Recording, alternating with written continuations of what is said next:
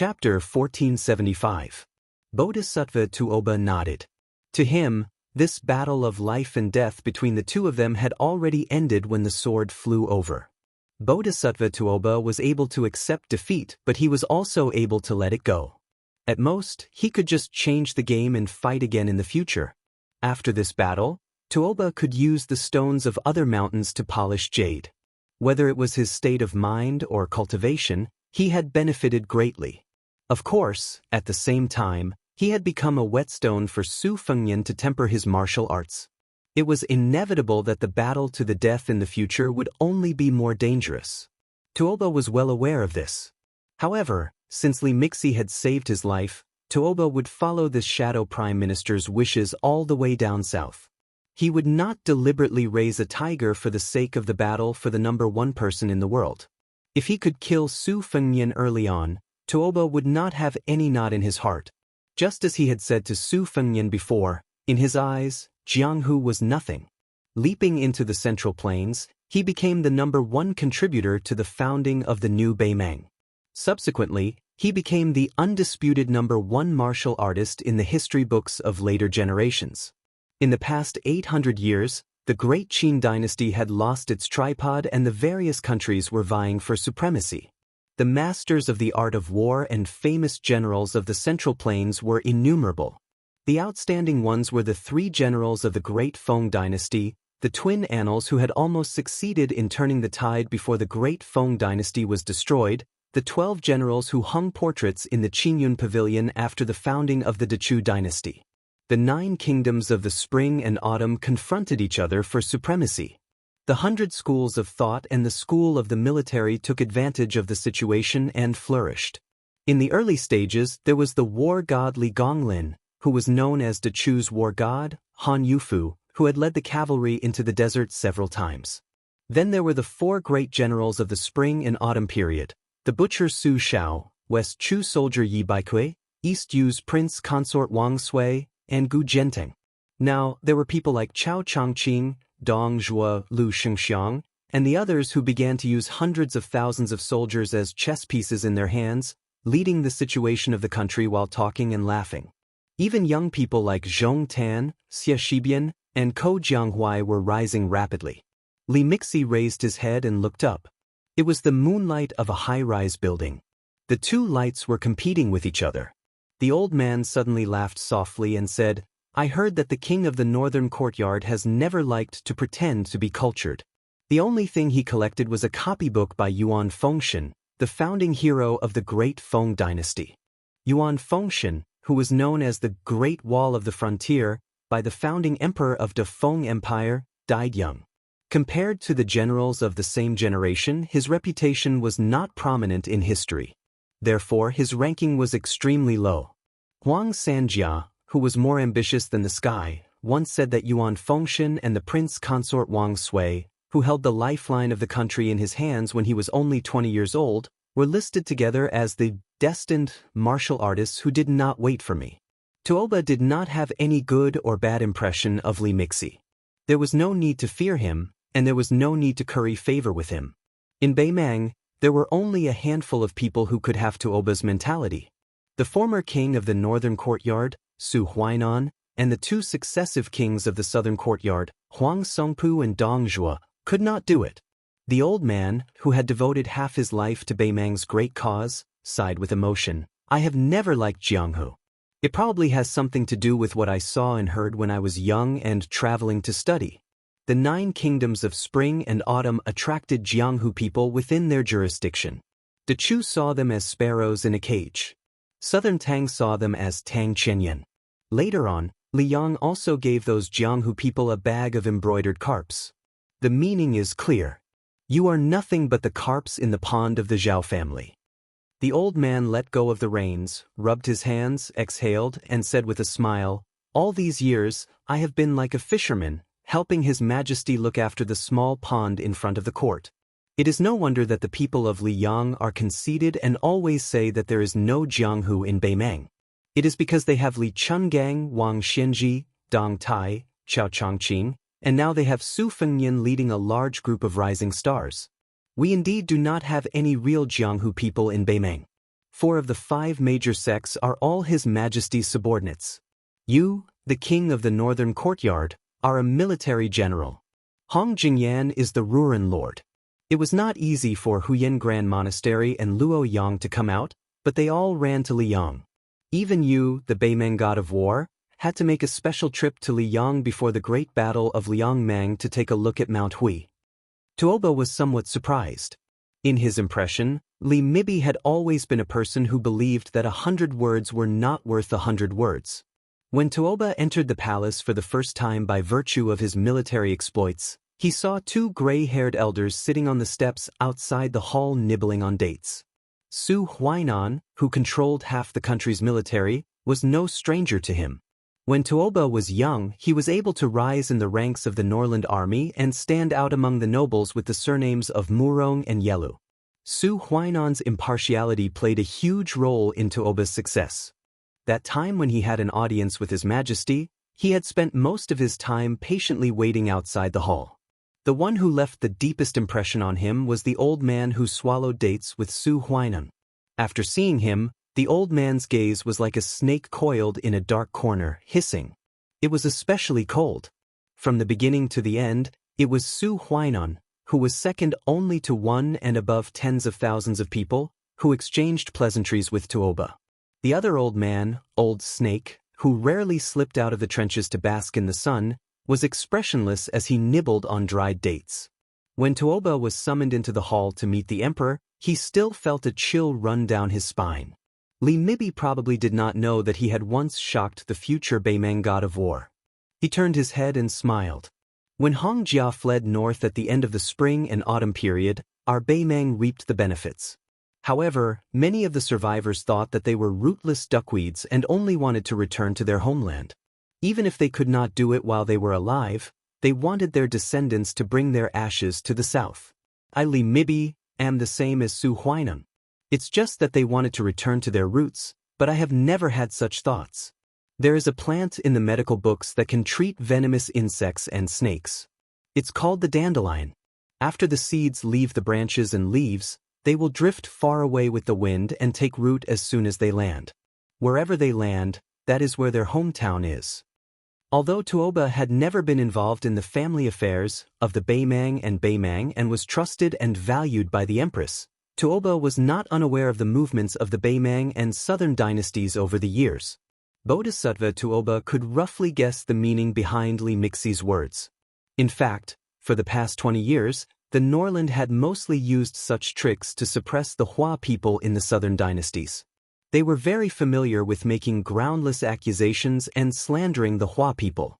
However, since Li Mibi was the ancestor of the Beimeng spies, Tuoba had no choice but to take it seriously. Over the years, I've only done 2 things. On the surface, I've taken care of the fish pond, but in the dark, I've been sweeping the fallen leaves in the courtyard. The latter is like catching butterflies that have broken out of their cocoons in foreign lands and putting them into cages one by one. I've always enjoyed it, but unfortunately, it hasn't been very effective. In the end, even His Majesty thinks that I'm making a fuss over nothing. Although he doesn't suspect that I'm raising bandits for his own sake, he's been losing interest in it over the past few years, especially after Su Huainan's death, which made His Majesty very sad. I know that His Majesty feels guilty and resentful about this matter. He feels guilty because he and his minister didn't end things well and let Su Huainan die an unnatural death. His resentment is directed at me because it was my vigilance and suspicion that gave the young man surnamed Su the opportunity to take away Su Huainan's head and bring shame to the entire Norland.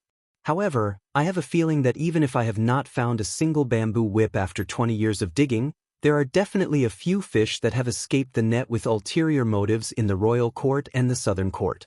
They are hidden very deeply and are bitterly waiting for a certain opportunity. Tuoba frowned and said, "Since even you can't find them, even if there are a few fish that have escaped the net, it has been 20 years. How can they succeed?" The old man relaxed his tone and smiled. "I can't compare to the prefect of peace, nor can I compare to you, Tuoba, or Dongjua. I am an outsider to both military and political matters, and I don't have any great foresight. However, doing the dirty work that seems to happen right under my nose all year round, has developed a good habit of not too big nor too small. That is to first understand the people and matters that are close to me. Otherwise, I won't be able to sleep and eat in peace. I have focused all my attention on the great clans that rise and fall. I am not like many of you who are still fighting to the death with the Bailiang cavalry.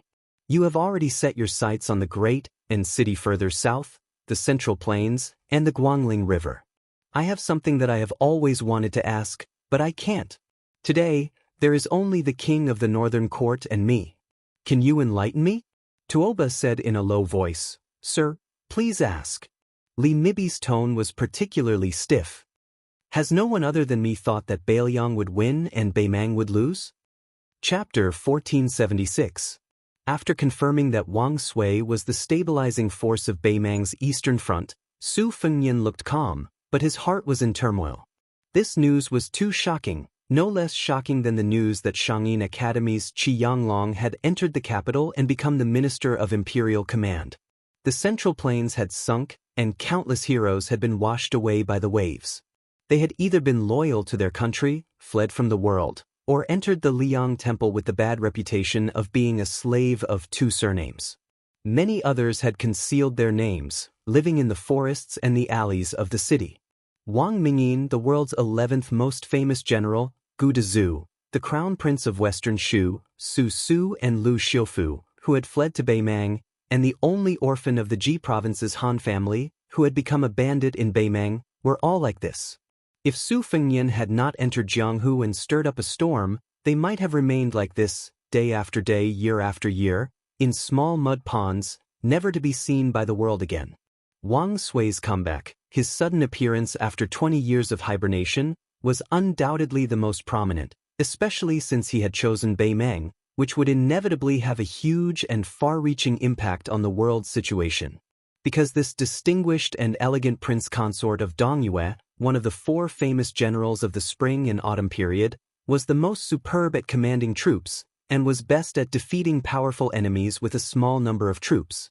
He was the Qi in the Chu Yu Qi Zheng of the spring and autumn period, and truly stood shoulder to shoulder with the military master Yi Baikue.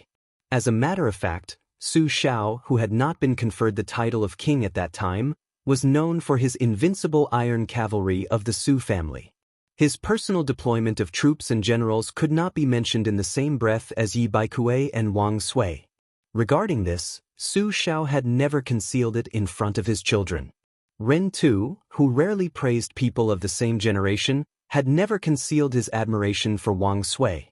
Even Li Yishan had said that if Yi Baikue, who considered himself the teacher of the king's way, was replaced by Wang Sui, who was good at sneak attacks, who liked to move troops on a large scale, who was good at maneuvering, and who never fought with his back against the wall, the Su family's troops and horses would not be able to complete the encirclement at the Battle of the Western Wall. It was a great misfortune that Wang Sui was in Beimang. Fortunately, Wang did not appear in Liangmang's battlefield, but was in the eastern front to contain Gu Jianghu's 300,000 Liao border army. There was also a son-in-law of the emperor's son-in-law, surnamed Wang, and a son-in-law of the emperor of emperors. Coincidentally, a son-in-law of Wang. There was a son-in-law of a certain city, surnamed Wangs. A son-in-law of A's. Wang Xinji and Wang Sui. One was a Jianghu grandmaster who never cared about the prosperity or decline of the imperial court. The other was a prince consort with real power who rested on a beauty's knee when he was sober. Seeing Su Fengnian fall into silence and become more and more serious, Jiang and I calmly said, "Back then, when we were traveling in Beimang, Uncle Chao and I visited Wang Sui. Uncle Chao advised Wang Sui that he could work for Dechu, but he was rejected. Wang Sui said that Dongyue's loss to Liang was due to the general trend and not because of war.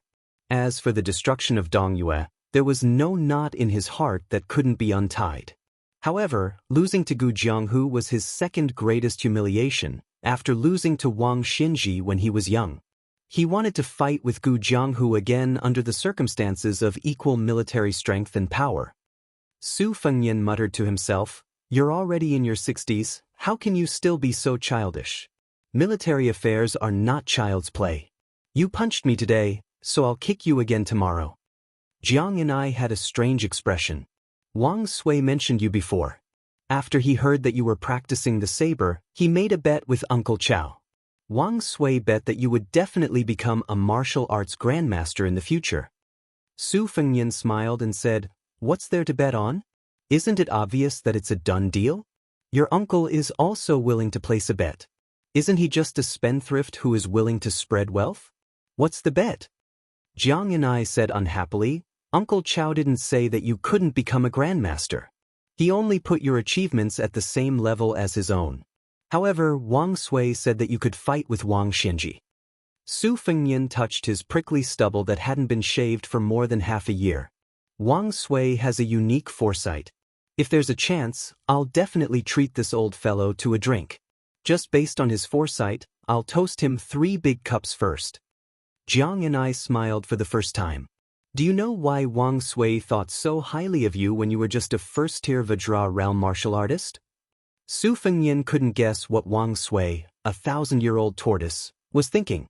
He casually replied, "Appearance?" Jiang and I seemed to have suffered a heavy blow and was speechless. Su Fengyan was astonished. Wang Sui really judged people based on appearance? Jiang and I was in a bad mood and didn't want to talk anymore. Su Fengyan started to ponder on it. Wang Sui was born in a noble family. When he was young, he abandoned all restraints and was a chivalrous person. He only turned over a new leaf when he was 20 years old. He had only practiced martial arts for 5 years and was proficient in all kinds of martial arts. His swordsmanship was especially outstanding. Even sword pools Song Yanqing and Chai Qingshan had praises for him. When Wang Sui was young, he was also publicly recognized as a handsome man in Dongyue. Those ladies with outstanding backgrounds in the imperial court all liked to call him Sandalwood. In that case, he is a kindred spirit like me. No wonder, no wonder. Jiang and I couldn't help but want to kick. Su Fengyan had expected this and turned his head to glare. Probably because she was used to being bullied in her early years, even though she was a female sword immortal who could travel thousands of miles in the wind, she still instinctively pulled her foot back. Su Fengyan was still angry. "Speak, who did you learn this from? Chao Changqing or old Grand Preceptor Sun Shiji?"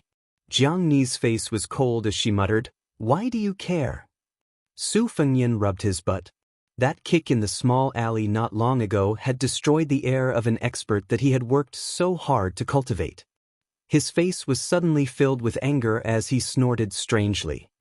"I heard that there is a young pretty boy in your West Chu temple.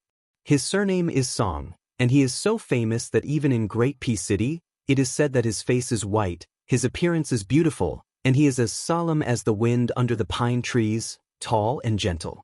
Many people have nothing better to do and say that this guy often travels the mountains and rivers and is mistaken by the village woodcutter as an immortal who has come down to the mortal world. Even Qi Yanglong praised him in front of Zhao Zhuan, saying that the one surnamed Song has outstanding literary talent. Among the young scholars in the world, his poems and essays are like the dragon in the Dragon Palace. Only this person has obtained a pearl, the rest are just the claws of a dragon. So now, Liang has the saying of dragon and phoenix poise, which is to say this guy's literary talent, and Jiang and I pretended to be confused and interrupted Su Fengyan's chatter. "I have heard of the dragon and phoenix poise. As for Song Maolin, he is the youngest Hanlin scholar in the history of Dechu. If it wasn't for Uncle Chow, he would also be the youngest chessman waiting for the imperial decree. But as for dragon and phoenix poise, Northern Su and Southern Song, or Song Maolin's essays reflecting the beauty of so-and-so, I don't know anything about them." Su Fengyan laughed angrily. "That pretty boy dares to be ranked with me? I can take down 1,000 Song Maolins with one hand. Didn't he just write a careless declaration? I think it's just that. Immortal my ass." Jiang and I still had that innocent look in her eyes. "So it's like this. If I remember correctly, Grand Preceptor's son once praised him for writing a declaration that was equivalent to 100,000 soldiers." Then she lowered her head and started counting with her fingers. Li Yang's secretary Qi Yanglong said that his literary talent is good, and he has the style of an immortal. Tantanon said that this person's imperial examination writing skills are not inferior to Sun Yin's. The Imperial College's Left Chancellor Yao Baifeng said that he is knowledgeable and reasonable. In addition, our Dechu's Grand Preceptor's son said that his declaration writing is imposing. Uncle Chao said that his chess skills are only slightly inferior to Fan Zhangho's. Out of the 10 most knowledgeable people in the world, 5 of them said good things about him. Let me count again, there seems to be. Su Fengyan rolled her eyes. Stop, stop. That pretty boy only has a little bit of fame in the scholarly world. Look at your so-called so-and-so again? Jiang and I deliberately looked left and right, but she didn't look at Su Fengyan. Who is it? Where is it? Why can't I see it? Su Fengyan stretched out his hand and gently pressed Jiang Ni's forehead, not allowing her to shake her head. Jiang and I slapped his hand away and said disdainfully, "Are you bored? Why are you concerned about a scholar from Guangling who is far away on the horizon? Beimang's million-strong army is pressing on Beiyang's border. Can you take care of them all?" Chapter 1477. Su Fengyan looked into Jiang Ni's eyes and asked softly, "It is said that most of the civil officials in the West Chu Imperial Court have suggested Song Maolin and you." Jiang and I once again interrupted Su Fengyan's words. Her expression was normal and her tone was calm as if she was talking about a small matter that had nothing to do with her. Previously, there was someone who suggested Ko Jianghuai, followed by Xie Shibian, and then Song Maolin. Su Fengyan's face was gloomy. He asked in a deep voice, "What is Chao Chongqing doing? If he is too busy to take care of you, Princess Dechu, then I didn't see him fight all the way to Great Peace City. If he is very free, then can't he control a few mouths in the imperial court? How can he restore his country like this?" Jiang and I shook her head and said, "Uncle Chao is already very good." Su Fengyan wanted to say something but stopped. Jiang and I gently exhaled and looked at the dim street in the distance. "What do you say? Should we take the initiative to fight or wait for them to come to us?" Su Fengyan instantly returned to his sloppy self. "It wasn't easy for me to accumulate such an imposing aura, but you kicked it away. Then let's wait. Snow Lotus City is neither big nor small. We still have about 2 hours." Jiang and I asked doubtfully, "Don't leave? Anyway, we have been running all the way. We don't care about this time, right?" Su Fengyan did not say anything. He turned and walked back into the alley. Jiang and I silently followed behind him. Ma Jiabao's daughter, Ma Shigong, and the poor youth, Hong Shuji, were still there. The swordsman from the Central Plains also did not leave. Obviously, he had not given up on the Snow Lotus. Seeing the sword Immortal, Senior, and the beautiful woman with the box on her back return with complicated expressions, the middle-aged man knew that the 2 immortals were also here for the Snow Lotus. He would not be able to snatch it from them. Even if he begged, he would not be able to get it. However, when he thought of the woman who had to rely on Liaodong ginseng to survive every month, the man gritted his teeth and cupped his fists to Su Fengyan. "Senior, can you give me the Snow Lotus? Junior Xiaomu is willing to exchange his life for it." Su Fengyan was stunned for a moment before he shook his head and said, "I must have this Snow Lotus. There's nothing to discuss." Xiaomu's expression was sorrowful. After closing his eyes, he suddenly opened them and said resolutely, "Then I can only ask Senior for advice." Su Fengyan waved his hand and smiled, "Why don't you wait for a night? If I'm still in the city at dawn, you can exchange your life for the Snow Lotus in Lu Huaishi's mansion. If I'm already out of the city, you can do business with that kid again. You're just helping him go to Ma Family Fort. With your strength as a level 2 master, it shouldn't be difficult for you to take over a private fort." A young girl with a strange name plucked up her courage and retorted, "Our Ma Family Fort's guard instructor is known as Iron Spear Wei in the martial world. He has a reed leaf spear made of refined iron and is 12 feet long. Just the tip of the spear is 1 foot and 3 inches long. It is very powerful. I once saw Instructor Wei pierce through 3 iron armors with his spear. Besides, our Ma Family Fort also has a cavalry army that comes and goes like the wind. Even General Lu's mansion in Snow Lotus City doesn't dare to underestimate our Ma Family Fort." Xiaomu laughed it off. On the other hand, Su Fengyan squatted on the stairs beside Xiaomu and said with a smile, It sounds like your family is very strong. Let me ask you a question. Are your ancestors local or migrated from the Central Plains? The young girl carefully said, Why are you asking this? Su Fengnian saw that she didn't want to answer, so he didn't ask anymore. He began to concentrate and rest. Xiao Mu hesitated for a long time and finally couldn't help but ask curiously, Senior, do you really want to compete with Toba Bodhisattva of Beimang? Su Fengnian nodded. Even Xiao Mu, who was used to seeing all kinds of storms, was speechless. Since he was able to fight with Beimang's military god, he should at least be a level 1 mysterious finger. He might even be able to touch the legendary threshold of celestial state, right? Jiang and I didn't want to see this guy pretending to be profound, so he snorted and said, Has the fight been going on for more than half a month? The winner hasn't been decided yet. Xiao Mu's eyes almost popped out of their sockets.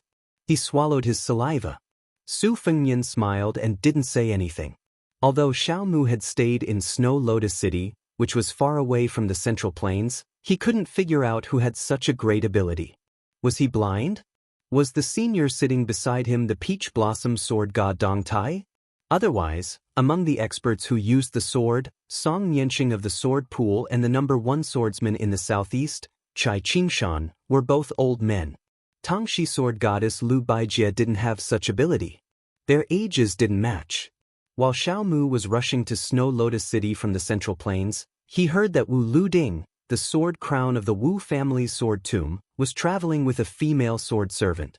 The old man who died under the sword of the senior also guessed the same and mentioned the sword nurturing and the flying sword.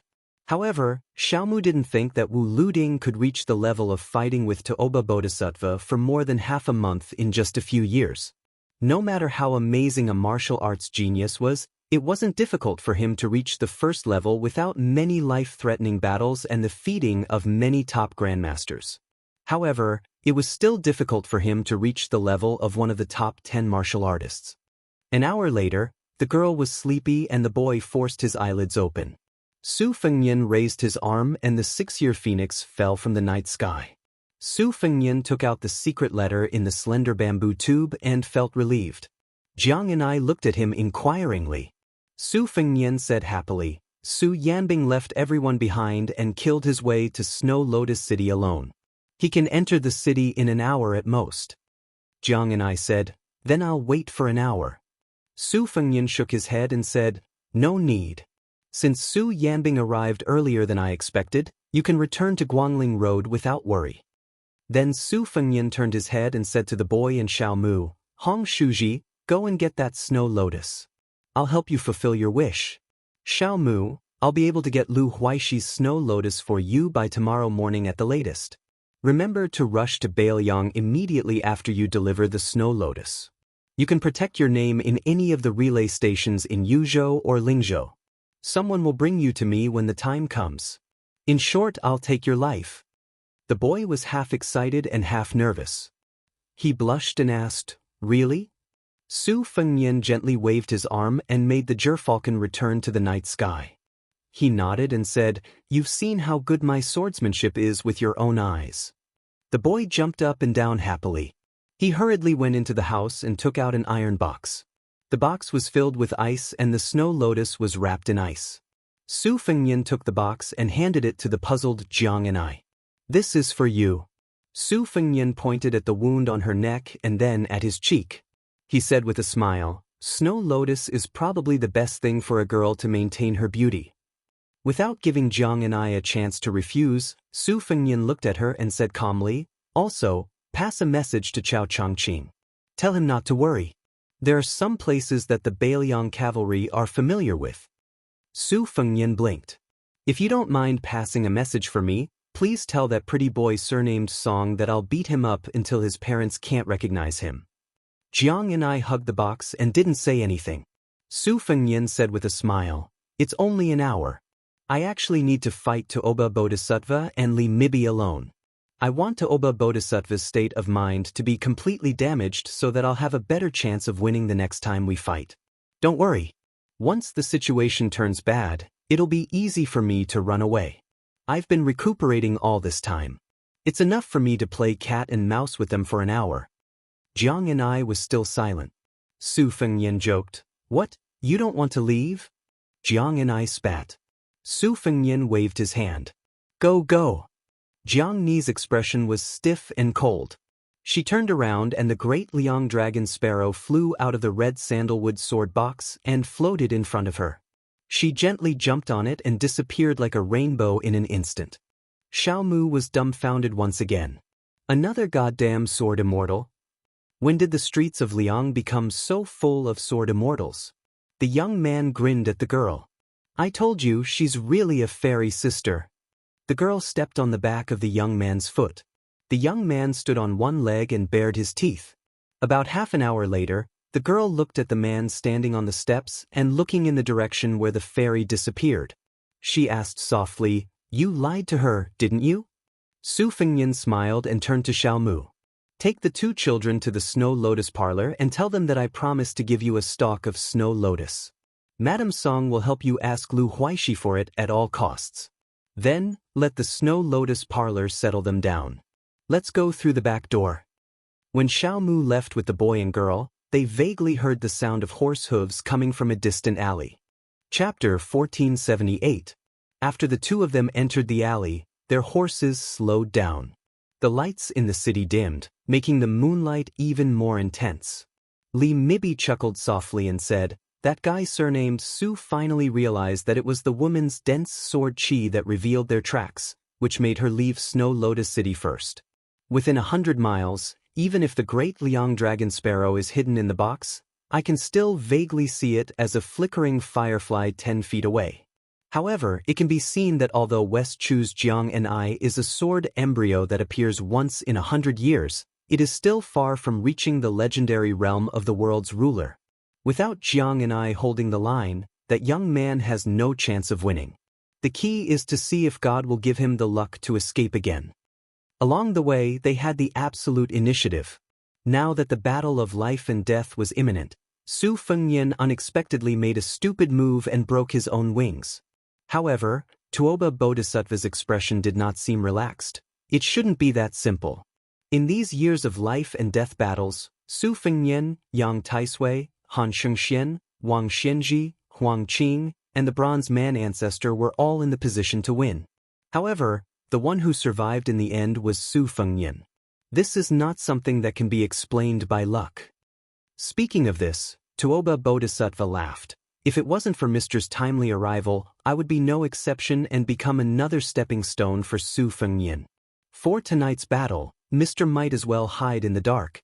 I have almost recovered and can fight head-on with Su Fengyan. Whether Su Fengyan and Jiang and I have some tricks up their sleeves, or he admits that he has no way out and only wants to die with me, Mr. will be able to deal with it calmly." Li Mixi thought for a while and nodded. Without hesitation, his figure flashed on the horse's back. In the eyes of this ancestor of spies who had been entrenched in the center of Beimang's spiderweb for many years, if he had not interfered in the battle between Su Fengyan and Tuoba Bodhisattva, in terms of life and death, Su Fengyan would have won. However, in terms of victory and defeat, Tuoba Bodhisattva was still slightly better. Therefore, Tuoba Bodhisattva did not have any knot in his heart regarding his attack. That perfect and flawless state of mind also did not have any cracks. Li Mibi himself was the #1 Xianfinger Xian after the death of Han Shengxian in Ling. He knew better than anyone the principle that it was difficult to repair a broken state of mind. Not everyone could recover to the peak after the state of mind fell like Li Chungang. If your state of mind is not damaged in the slightest, you won't be able to recover in 100 years. Moreover, Su Fengyan's injuries were far more serious than Tuoba Bodhisattva's. It could be assumed that the speed of his recovery and the recovery of his body was much slower than Tuoba Bodhisattva's. In the Battle of Snow Lotus City, Li Mibi really could not find a reason why Su Fengyan could win by luck. However, if Su Fengyan insisted on avoiding the battle and escaping, Li Mibi was not conceited enough to think that he could kill Su Fengyan. If one did not enter the first class, or even the first-class Vajra realm, one would forever be a frog at the bottom of the well, unable to see the spectacular scenery outside the well. Only when a martial artist successfully entered the Xianfinger realm and could perceive the circulation of the world, Could he be considered a person above the well and move with the flow, like a fish swimming in the vast net of law? As for the celestial state and the more unfettered earth immortals, they could even sit on the ground and bargain with God. Li Mibi felt a little regretful. Because he was the shadow prime minister of Beimang, he had done too many things in his life that might have gone according to his wishes but definitely went against the world's rules. He did not dare to enter the celestial state because he was afraid that when the time came, he would be caught in a trap of his own making. Li Mibi believed that Han Shengxian had never really crossed the threshold of celestial state in his life because he had this layer of concern. Li Mibi believed that there was God's will in the unseen world. If one was too selfish, it would certainly not be tolerated by the way of heaven. Li Mibi appeared and disappeared mysteriously and came to the corner of the cornice of a tall building. The back of the cornice under his feet was not carved with common spirit beasts such as Kailin, which could ward off evil spirits and pray for blessings. Instead, it was a lively carp with a lively posture. It was probably due to the unique water affinity of the buildings in the central plains. A wind chime was tied to a rope under the eaves, moving with the wind, melodious and light. The distance between here and the small house in the alley was only a straight line distance of 500 steps. Looking down from the high ground, Li Mibi could have a clear view of the situation there. The battle that did not alarm Snow Lotus City was about to break out. In addition to paying attention to the peak battle between the two sides who were both great masters, Li Mibi had been paying attention to the direction where Jiang Enai flew away on his sword. Li Mibi suddenly laughed out loud and sighed with emotion. It was an unprecedented big year in Jianghu. There were as many experts as there were clouds. Even if many of the older generation died, the younger generation emerged faster. It was undoubtedly the grandest occasion in 1,000 years. The 14 people in the martial arts competition, including the 4 great masters and the top 10 experts, were all great celestial phenomenon or even earth immortals without exception. Not to mention Jiang Enai, who could fly 1,000 miles on his sword. Shenyuan Qingfeng, who was already in the celestial phenomenon realm, would definitely be among the top 10 experts in Jianghu in the past. However, he was unfortunate to encounter such an era. If the white-robed monk Qi Beware and other hidden experts were added, Shenyuan Qingfeng might not even have a place in the top 20. In addition to these grandmasters and grandmasters who were already well known to the public, there was also the #1 beauty under the heavens, who had followed after the devil Luoyang in the northern Mang territory, the unfathomable young Wudong sect leader Li Yufu, Jiang Fuding, who stood at the top of the martial emperor city in the eastern sea, Zhao Ningxin, who had walked down the mountain from the celestial master manor, Qi Xianxia, who had traveled among the common people, sword. Tomb sword crown Wu Luding and that female sword attendant, and even Su Fengnian's 3 disciples were gradually showing their talents. If the world's experts could choose 2 people to fight, the battle between the military god of Beimang and the king of Bailiang in front of Li Mibi was probably only comparable to the battle between the Confucian Saint Chao Changqing and the sword immortal Dong Tai. For some reason, Li Mibi bent over and sat cross-legged, no longer paying attention to the movement in the alley. He closed his eyes and let the cool breeze caress his face. The old man with a head full of frost and snow took out a dry biscuit from his bosom and chewed leisurely. Listening to the sound of the wind chimes close by, the old man shook his head as if he was enjoying it. After finishing the biscuit and wiping his mouth, the old man slowly got up and looked up at the night sky with the moon and sparse stars. He laughed heartily and said, "Hum hum hum hum. This world and this scene, the danger is great." In the alley far away, he welcomed Tuoba Bodhisattva with a clean and vigorous saber. Thunder rises in silence, moonlight rises on the flat ground. Tuoba Bodhisattva leaped high from the horse's back. Almost at the same time, Su Fengnian chopped the tall horse that was jogging in the alley into 2 halves with his saber. After passing through the horse's corpse, he tapped the wall with the tip of his foot and swung his saber at Tuoba Bodhisattva, who was more than 10 feet above the ground. It was unclear whether it was the light of the saber or the moonlight, but the sky above the secluded alley was covered in white. Tuoba Bodhisattva clenched his fists and made a hammering posture towards the bright light of the saber. Su Fengnian held the old-style Bailiang saber with both hands and did not resist the hammering. Instead, he turned around with his saber and spun in a big circle. In an instant, the two of them changed positions and came to Su Fengnian, who was higher behind Tuoba Bodhisattva. He slashed his saber at Tuoba Bodhisattva's back. Tuoba Bodhisattva's chi was heavy and his falling speed was much faster than the light of the saber. After his feet touched the ground, the king of the northern courtyard, who was still in a squatting position, knocked his separated fists on the ground and turned his body. When the momentum of the saber weakened a little, he faced it head-on. With his back facing the ground, he kicked like a whip towards Su Fengnian, who was still unwilling to stop his saber and change to a new stance. Tuoba Bodhisattva loosened his grip on the saber and placed his hand on the back of the saber. With a slight twist, the saber turned sideways and collided with Tuoba Bodhisattva's whip kick. Instantly, the sound of metal colliding with stone was heard, like the chime of a huge bell. Su Fengnian and Tuoba Bodhisattva fell to the ground at the same time like two meteors. Coincidentally, one of them stood at the end of the alley and the other landed at the end. They rushed forward at the same time. While running, Su Fengnian did not look dispirited at all. Instead, he was high-spirited and full of vigor. He did not have the exhaustion of an arrow at the end of its flight when Jiang and I was beside him. It was even harder to believe that this guy would stagger and need to lean against the wall to walk. When the two of them were 10 steps apart, Su Fengnian twisted his body and spun his saber with him. In a short period of time, the slash was filled with vigor. Even Tuoba Bodhisattva did not face this attack head-on. With his back against the wall, his footsteps did not stop. When he brushed past Su Fengnian, he pushed out his palm and pushed it towards Su Fengnian's temple. Su Fengnian lowered his head and bent his waist. He spun on the spot and slashed his saber across his waist. Tuoba Bodhisattva, who had missed his punch, did not continue to tangle with him.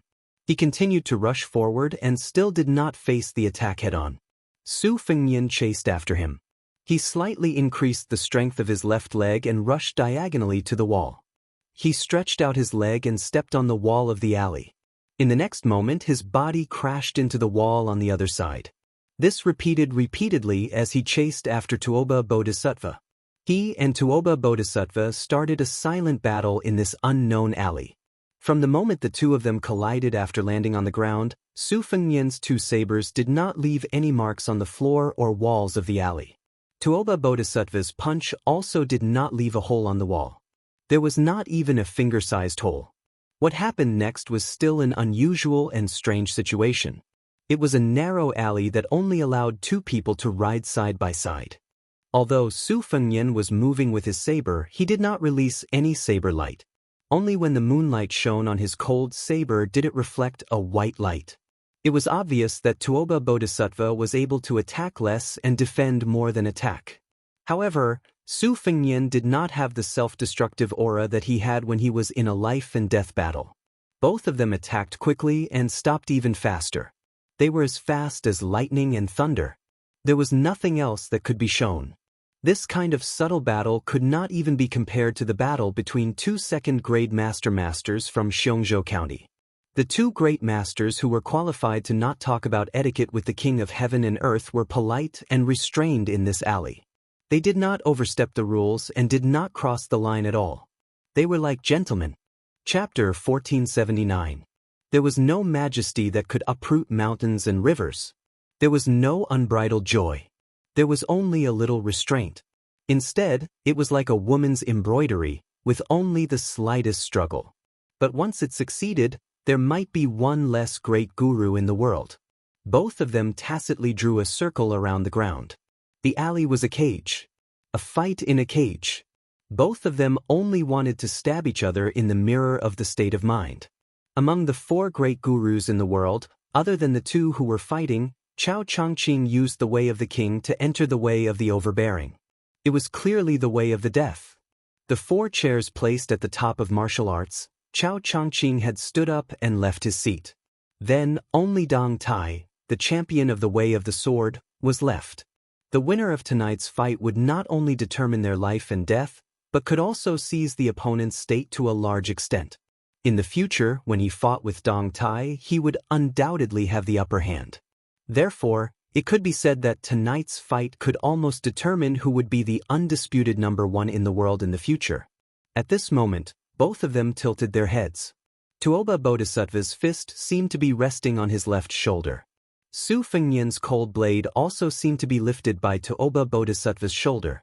Su Fengnian's hair did not move. The cold blade in his hand seemed to have touched the tip of the wall, but in fact, it did not pierce the wall at all. In the next moment, Tuoba Bodhisattva's knee hit Su Fengnian's abdomen. Su Fengnian also punched Tuoba Bodhisattva's chest. Both of them collided backward. Their feet slid out on the bluestone floor. Tuoba Bodhisattva pressed down with his right hand. The moment his back was about to touch the wall, he stopped moving backward. Su Fengnian shook his wrist holding the blade. Similarly, he did not touch the wall. Tuoba Bodhisattva waved his hand and hit Su Fengnian's side. Su Fengnian hit Tuoba Bodhisattva's face with his blade at the same time. After both of them fell out, they stood still. Su Fengnian twitched the corner of his mouth. Tuoba Bodhisattva was expressionless, but the mark on his face was clearly visible. Li Mixi wanted him dead. Tuoba Bodhisattva wanted him to lose and then die. Just as the girl had guessed based on her intuition, Su Fengnian was lying. At that time, the report he received from Lun Yanfeng was not the good news that Su Yambing would quickly arrive. Instead, when the imperial edict allowing 10,000 Shu soldiers to leave the borders of western Shu, Bailiang had already confirmed that Chen Jibao and Xie Guanyin had quietly appeared among the Qingzhou navy. This was a secret intelligence report from Shu Xiu, who was traveling with King of Jing and Zhao Sun. This meant that even before Chen Jibao led the Shu troops into the battlefield, he could have a direct impact on the Guangling River battle. At this time, with or without Jiang and I in the army, the situation of the entire West Chu would be completely different. Other than the time when Su Fengnian woke up and fled, he had been lying to her. With the Buddha bowl given by the chicken soup monk, Su Fengnian's recovery speed was not slower than Tuoba Bodhisattva, who was lighter. Instead, it was faster. Without this secret intelligence, Su Fengnian would continue to lie, pretending that he was half dead, pretending that he needed her to carry him all the way to escape, pretending that without her, he would not be able to withstand Tuoba Bodhisattva and Li Mixi's pursuit for even a moment. And the little mud man, who was never smart, was indeed kept in the dark. She did not ask why he could escape from the pursuit every time, why he could see through Li Mixi's killing moves at just the right time, and why he could give pointers from the side. Moreover, every time he commented on the gains and losses after the battle, he could make her advance by leaps and bounds in the way of the sword with just a few words. He originally wanted to have a fair fight with Tuoba Bodhisattva in Shuelian City. In addition to letting her watch and benefit from the battle, it was more like fulfilling the wish of his youth and proving one thing to her. What? You said that I only know how to bully you? How is that possible? As long as I really want to practice martial arts, not to mention the top 10 masters, even if Wang Xianji did not dare to call herself the number one in the world, it would be a piece of cake. At that time, when they parted outside the city, he could give her the snow lotus and boast shamelessly, "This is a reward from the number one master in the world."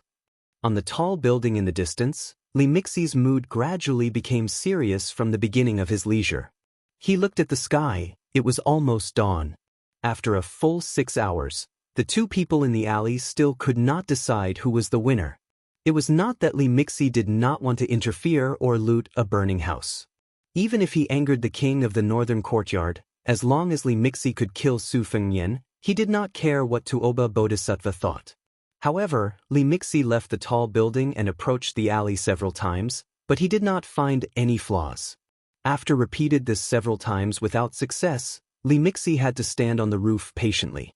Several times, he looked at a place dozens of miles away from the city and became more worried. At first, he could catch the sword chi within 300 miles, but after half a day, he could only shorten it to 200 miles. Before he reached Shuelian City, it was only 100 miles. Now, it was only 50 miles, but it had become vague. It seemed that it would not be long before a female sword fairy appeared in the world.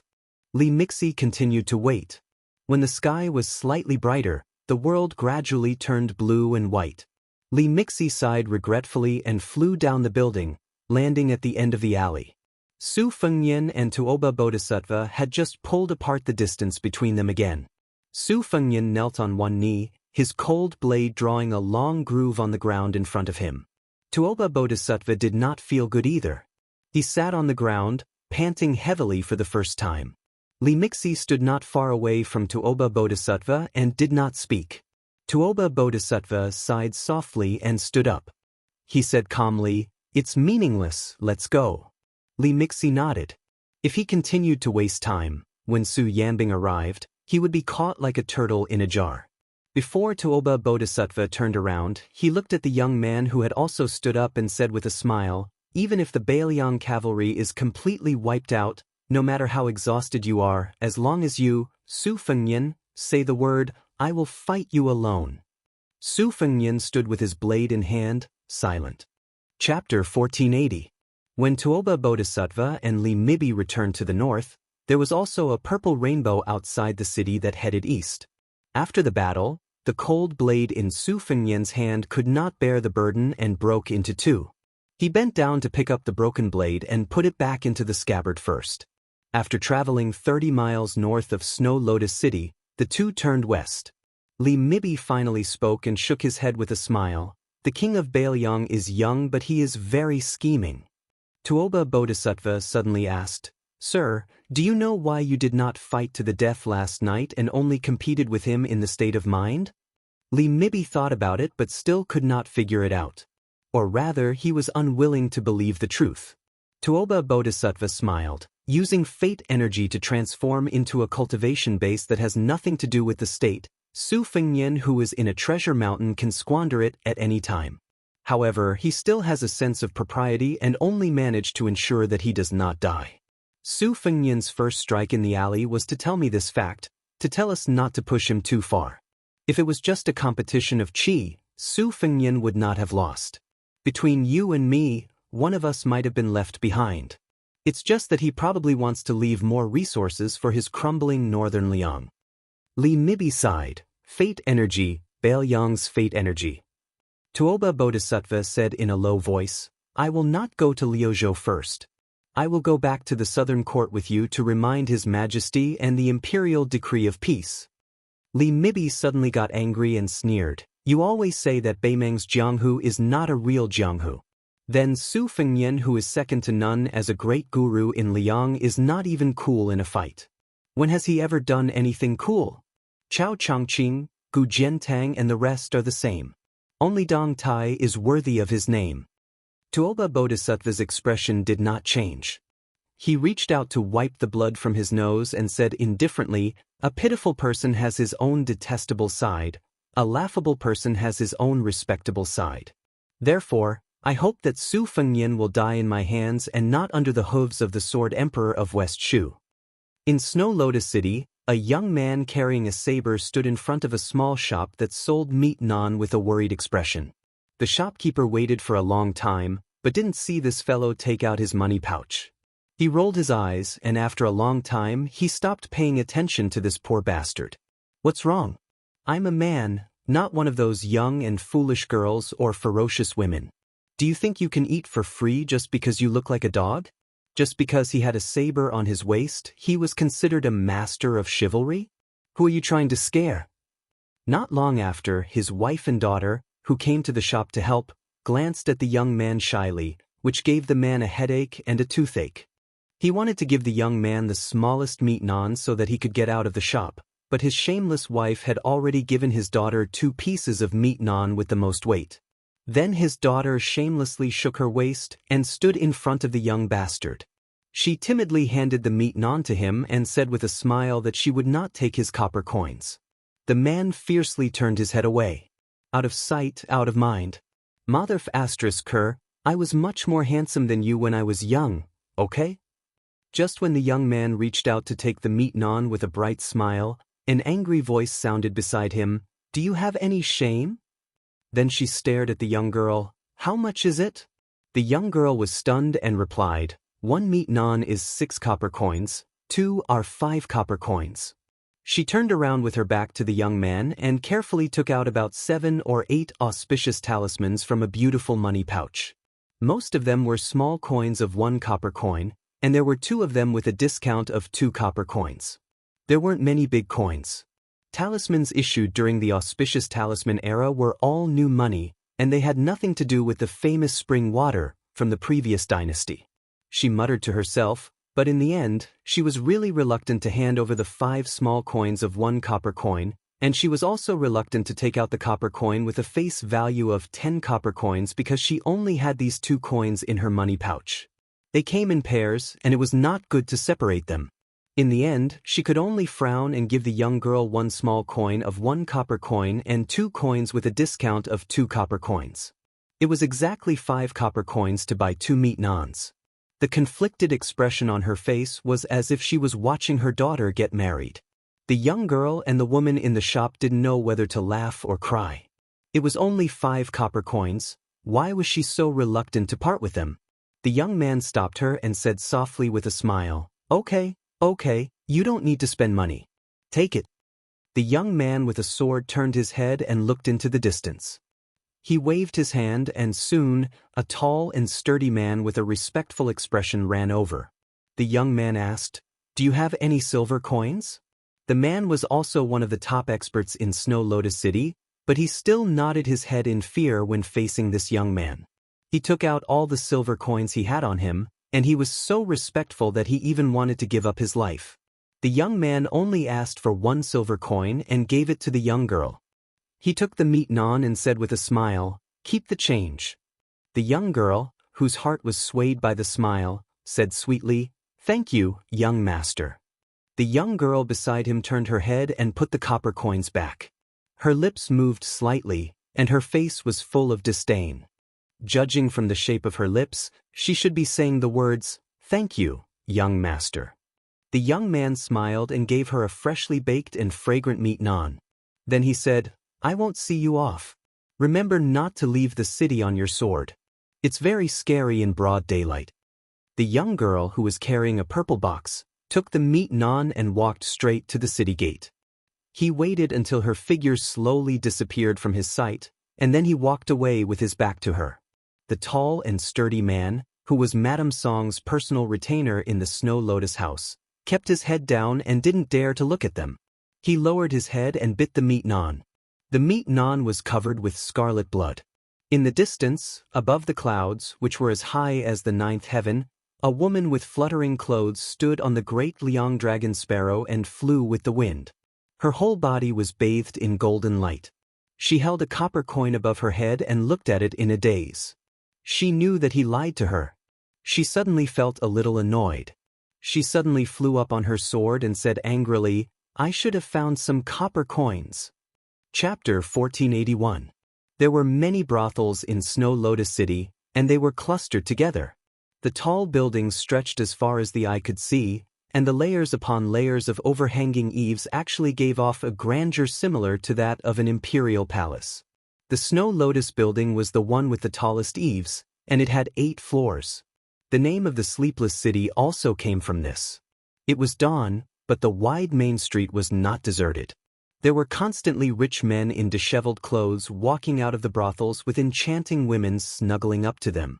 If they met their brother-in-law on the bed on the street, the men would look at each other and smile.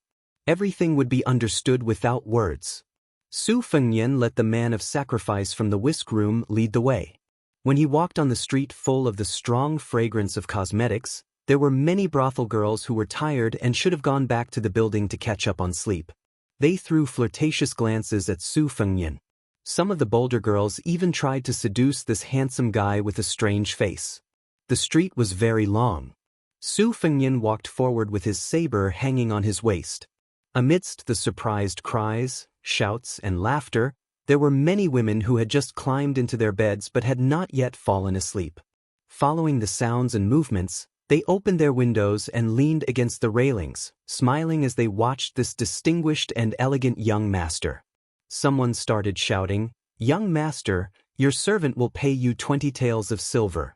Do you want to come?" Very soon, there were people offering 30 taels of silver.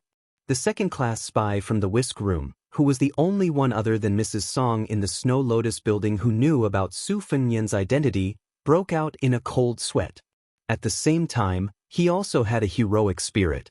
He thought that if the northern barbarians had a young empress, then Liang Mang wouldn't have to fight anymore. Su Fengnian dodged the messy things like fruits, silk scarves, and undergarments. He felt a little helpless. Only then did he remember that he hadn't been to a brothel since he parted with the girl who held the white cat, Wu Meinyang. Earlier, when he was hanging out with Li Han, Lin Yan, and the other martial arts addicts, he often saw this scene. However, at that time, the brothels in Liangzhou and Lingzhou all knew about his background. They were more interested in his Royal Highness title and the money in their pockets. Unlike other brothels, the Snow Lotus building was located on both sides of the street. It occupied the end of the street and stood out like a crane among chickens. It was like a king facing the north and facing the south. The unusual noise on the street also alarmed the Snow Lotus building. Therefore, when Su Fengnian walked out of the building, there were curious girls on the 6th floor and below sticking their heads out of the windows. However, the rules of the Snow Lotus building were strict. They didn't dare to join in the fun like their peers. Especially when they saw the burly man standing at the bottom of the stairs in a respectful manner, they didn't dare to act rashly. Su Fengnian didn't care about this harmless episode. Tuoba Bodhisattva of the 4 great grandmasters had already confirmed his return to the north.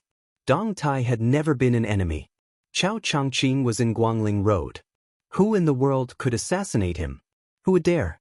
Madame Song didn't go downstairs to welcome him with great fanfare. Obviously, she was being cautious. Su Fengnian went straight to the top floor. Madame Song and the new courtesan of the Snow Lotus building, Yu Qingling, whom he had met not long ago, stood at the door of an elegant room. Madame Song pushed the door open. Su Fengnian stepped over the threshold and entered the quaint room. Madame Song and Yu Qingling quietly followed behind. The burly man quickly closed the door and stood outside the room like a door god. After Su Fengnian found a chair and sat down, Yu Qingling began to brew tea without Madame Song's instruction. The tea set on the table had already been prepared. Su Fengnian signaled Madame Song to sit down with him. She gently asked if he wanted to eat breakfast. Su Fengnian shook his head and asked, "Have you settled Xiao Mu and the 2 children?" Madame Song reported, "Everything has been settled. According to the order, the forces in the Snow Lotus building have begun to operate. They will be able to seize the Snow Lotus in Lu Huaishi's residence by tonight at the latest." Yu Qingling's smooth movements of brewing tea suddenly became sluggish. Madame Song's expression didn't change, but her eyes narrowed in an instant. Su Fengnian waved his hand and said, "Cancel the mission. There's no need for it." Madame Song nodded and didn't show any doubt. Su Fengnian said softly, "I'll rest in the Snow Lotus building for a day. You can carry on as usual. You don't have to spend time entertaining me." Madame Song wanted to say something but hesitated.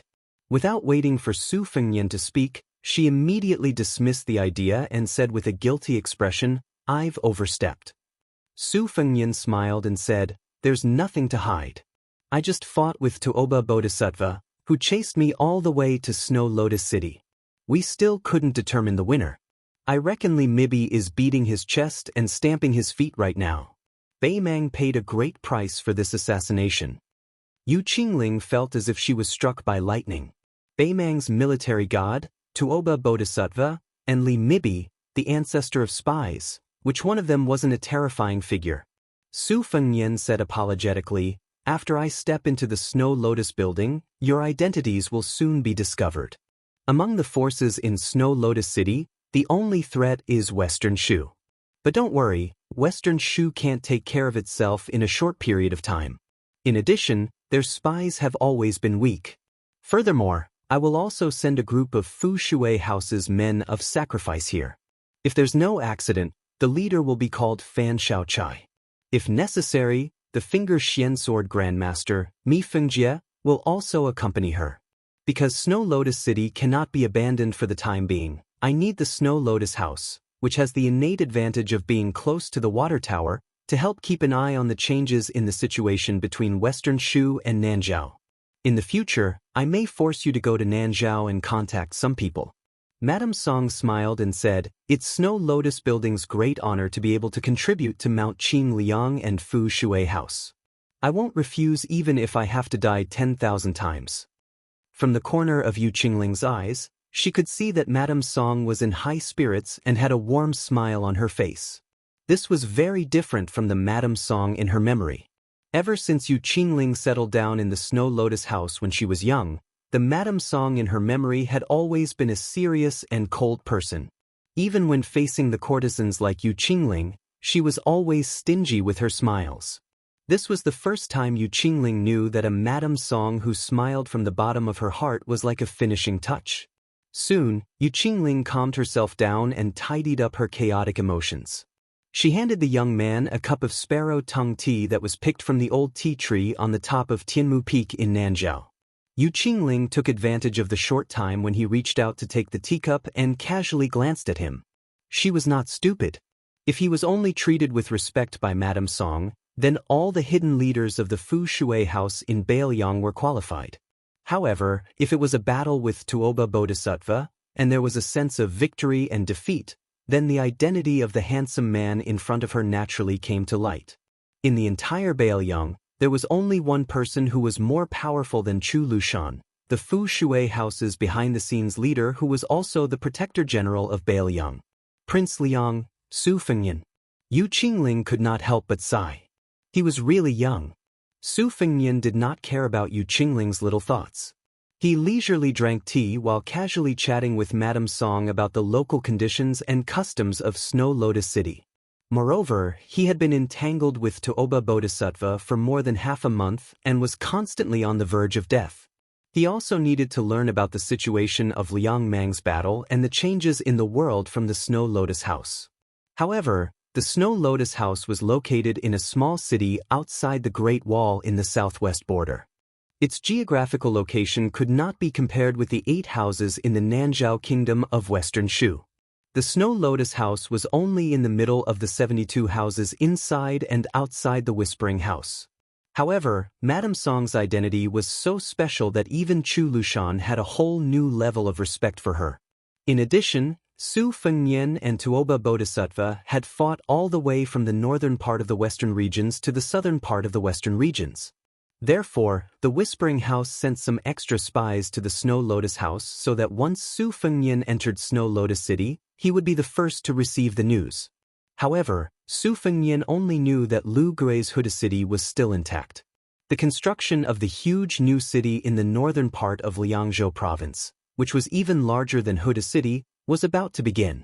In the area of Qingsong City in Liuzhou province, the Longxiang army and Lu Gui's army had a probing battle. Both sides suffered losses that were within the acceptable range.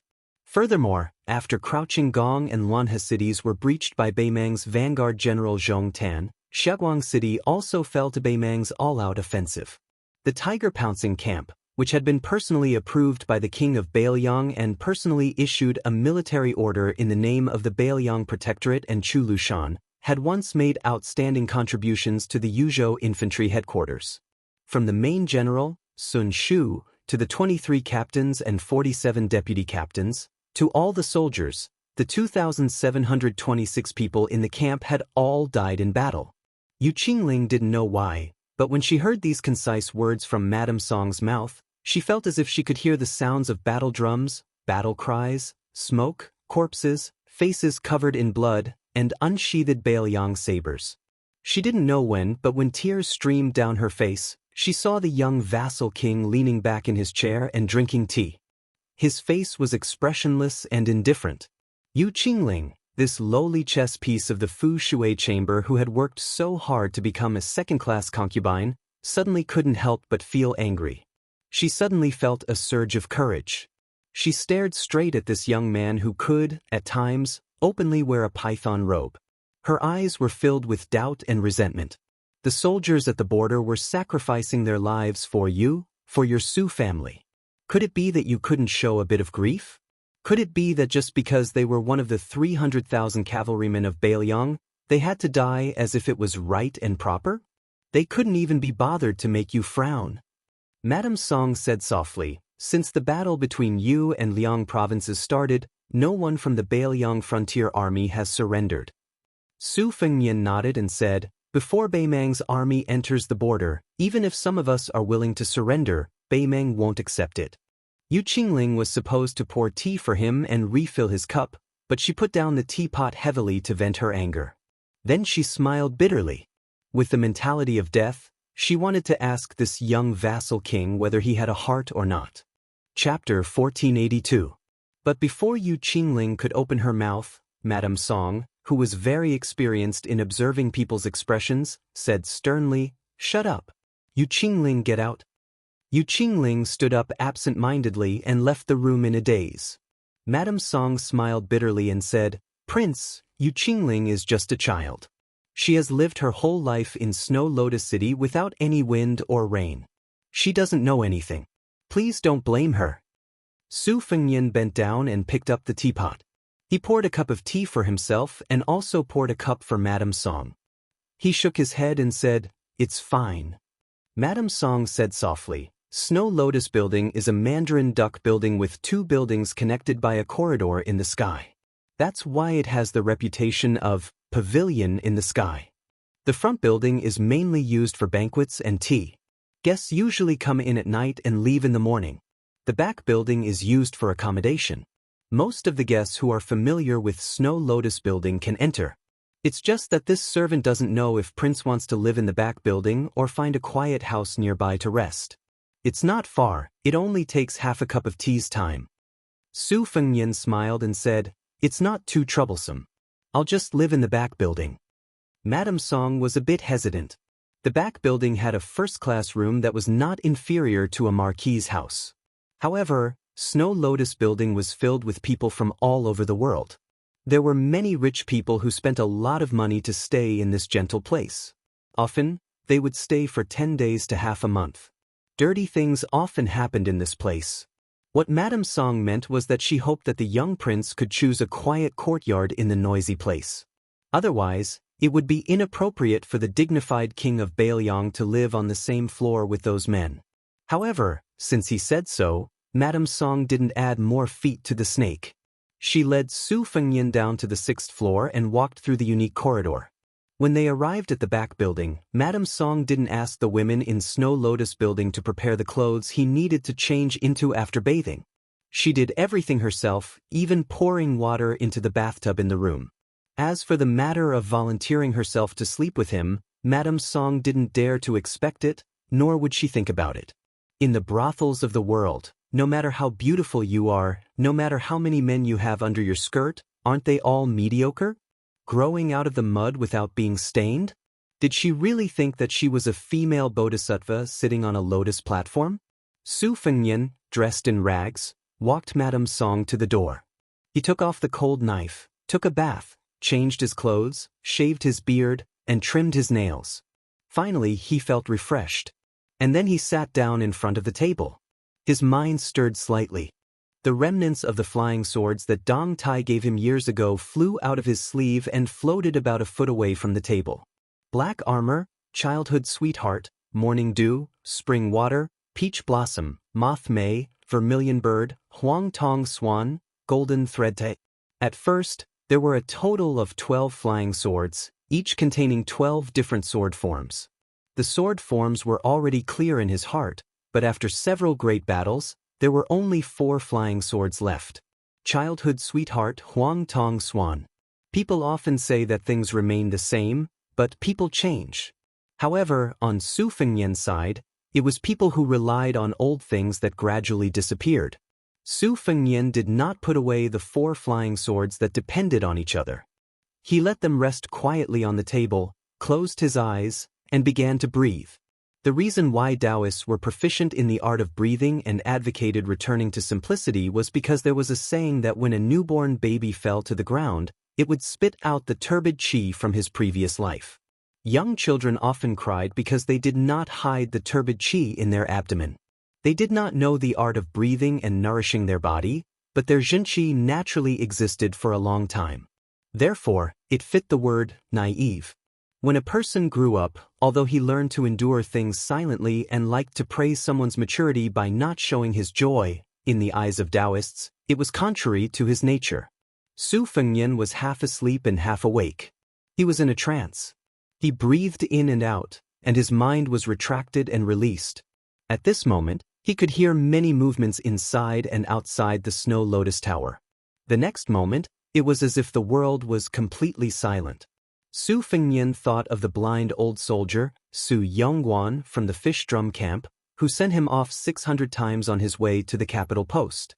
He thought of the Yuzhou cavalry who fought from Jibei to the mouth of the calabash. He thought of many people and many things. After an unknown period of time, Su Fengnian was awakened by the sound of light footsteps outside the door. He suddenly realized that the lanterns outside the window were already lit. Su Fengnian put away his flying sword and walked to the window, lost in thought. After this battle, Su Fengnian was confident that it would not take long before he could fight Tuoba Bodhisattva to a draw. He would also be able to compete with Dong Tai, who had the strongest killing power among the 4 grandmasters. As for Chao Changqing, who was considered to be the most famous among the 4 grandmasters, but was only considered to be the last among the 4 grandmasters. After all, Tuoba Bodhisattva was publicly recognized as the number 2 who would only lose to Wang Xianxia. Dong Tai had also improved after Li Chungang lent him his sword and went to the sea to visit the immortals. Su Fengnian used the momentum of defeating Wang Xianxia in one move, and his reputation in Jianghu was like the sun in the sky. Only Chao Changqing had not fought with a grandmaster of the same cultivation level for many years. Even though he appeared briefly with Ginger in Great Pea City, he did not fight. He only fought with Gu Jianteng, Lu Hao, and the others. There was no real life and death battle. Therefore, compared to Su Fengnian, Dong Tai, and Tuoba Bodhisattva, it was inevitable that he would be looked down upon. However, Su Fengnian was well aware that after Confucian sage Chao Changqing changed his mind, not only was his cultivation base the highest among the 4, he was also the one with the strongest battle prowess. At this time, Chao Changqing might not be inferior to himself when his celestial being physique was at its peak. Outside the room, Madame Song brought along the elite men of sacrifice of the whisk chamber whose names Su Fengnian still didn't know. She gently knocked on the door. After getting permission, Madame Song pushed the door open and said, "Lu Huaishi came to visit Snow Lotus House alone. I didn't dare to make a decision on my own, so I had to disturb Prince's rest." Su Fengnian smiled and said, "Let's go and meet him together. I'm also very curious about this legendary figure who ruled over a region. Madame Song, when the time comes, just tell him that I'm the new guard of Snow Lotus House." Madame Song smiled faintly and endured. Su Fengnian joked, Indeed. Even if Snow Lotus House is rich and overbearing, it doesn't seem like they can afford to hire a hired thug like me." The 3 of them walked together in the corridor that was covered with Western Shu's gorgeous silk. After turning a corner, they passed by a room. Coincidentally, a guest opened the door and a group of people filed out. There were 4 men and 1 woman. The woman wore a purple dress with a purple scabbard and a delicate purple bamboo flute hanging from her waist. The woman was beautiful, but her face was cold and distant. The other 3 young men had different styles. The leader had a lively personality and a delicate face. He jumped out of the door with his hands crossed behind his back. He was talking to a tall man with sword-like eyebrows with a smile. The other person had the demeanor of a noble family. He had a jade-like face and was dressed luxuriously. He was whispering to an old man with graying temples who carried a sword on his back. The 2 groups of people bumped into each other. In fact, each side took a step back and brushed past each other lightly. However, the men of sacrifice who led the way for Su Fengnian and Madame Song did not intend to stop. As for the young master, who went out first, he was probably used to being spoiled by the elders at home, so he did not have a good temper. He blocked the way in the middle of the corridor, shook his shoulders, and squinted his eyes and laughed. Madame Song frowned slightly. Su Fengnian shook his head without batting an eyelid. Madame Song understood tacitly and said to the top master of Snow Lotus House who wanted to barge through, "Meng Li, forget it." Chapter 1483. Hearing Meng Li's name, only the old man with the sword on his back twitched his eyelids. Other than him who was experienced in Jianghu, it was the first time for the others to enter Snow Lotus City. Although the juniors around him were not unscrupulous disciples who did not know the immensity of heaven and earth, The purple-clothed woman and the pair of siblings were from sects and clans that were outstanding in the southwest province. As for the tall young man with no foundation, he was also a rare rising star. They looked down on this small border city from the bottom of their hearts. However, the old man had heard of Meng Li before. He rarely fought in Snow Lotus City, but it was said that he had a death battle with a few experts under Lu Huaishi. Most of the latter disappeared from Jianghu, and Lu Huaishi was recognized as a second-level master. Since Meng Li was still alive, it meant that either the Snow Lotus House was not to be trifled with, or Meng Li had the ability to challenge Lu Huaishi. The old man believed that he had reached a higher level in Jianghu, so even if he was not afraid of Meng Li, he still had to be cautious when facing such a local tyrant. It was better to avoid trouble. Just as the old man was about to take a step back to avoid trouble, the young woman who was dressed as a man clicked her tongue and said, "Forget it? What a big tone. For you. If you don't forget it, what else do you want?" The purple-clothed woman, who had arrived at Snow Lotus City earlier than her companions, sighed softly. She then said to the disciple of a noble family who looked somewhat similar to the young girl, "That woman is the headmistress of the Snow Lotus House." The young man nodded. He was born in a prestigious family and did not have any intention of causing trouble. He smiled at the arrogant girl and said, "Damn girl, come back." The young woman was unwilling, but she was no longer aggressive. However, someone quickly added fuel to the fire. The eyes of the tall young man, who exuded an aura of savagery, burned with passion as he stared fixedly at Madame Song, whose skin was still as charming as that of a young girl's. "You're Madame Song from Snow Lotus City, the woman who even the deputy general of Yi Province in the Western Shu Empire couldn't win over?" He grinned, revealing his white teeth. "Mrs. Song, my name is Zhang Wuho. I'm the guy who peed in front of the Zhao family's mansion. I've admired you for a long time." Mrs. Song didn't get angry because of the young man's frivolous words. She smiled and said, "I know." The young girl was clearly very dissatisfied with the man beside her who was fickle-minded. She coldly snorted and looked at Madame Song with even more provocation. "Zhang Wuho, what are you admiring? She's old enough to be your mother." Marquis Zhang Wuho, whose name had shaken the southwest of Liang because of his unbridled behavior, smiled and said, "This little girl doesn't understand Madame Song's kindness." The old man with the sword on his back was deeply worried. That elegant young man was also helpless. However, it would be a big joke to say that he was afraid of offending the entire Snow Lotus City. Su Fengnian didn't expect these people to be so bold. He didn't want them to continue insulting Madame Song, so he smiled and said, "When you're outside, you should speak properly. At the very least, you should speak human language." Then, Su Fengnian turned to look at Madame Song. "Don't tell me that everyone wants to carve the words 'come and hit me' on their faces when they walk the streets nowadays? I didn't have this courage back then." Madame Song smiled and said, "These people are probably either the disciples of Wang Xianji, Chao Chongqing, or the sons and daughters of the feudal princes and princesses of Liang. That's why they're so bold." Su Fengnian laughed and said, "Even if that's the case, it still doesn't make sense." Madame Song, who seemed to be speaking in riddles with Su Fengnian, nodded and deliberately said with a look of realization, "Oh right, it still doesn't make sense." The young girl was furious and said angrily, "Shameless adulterers. Don't even think about leaving here today. I don't care if you're Madame Song or not. You're still a prostitute and an old one at that." Madame Song was completely indifferent. She had used a short span of 12 years to turn the Snow Lotus House into the largest brothel in the southern part of the western regions. Even Lu Huaishi had no choice but to tolerate this thorn in his side.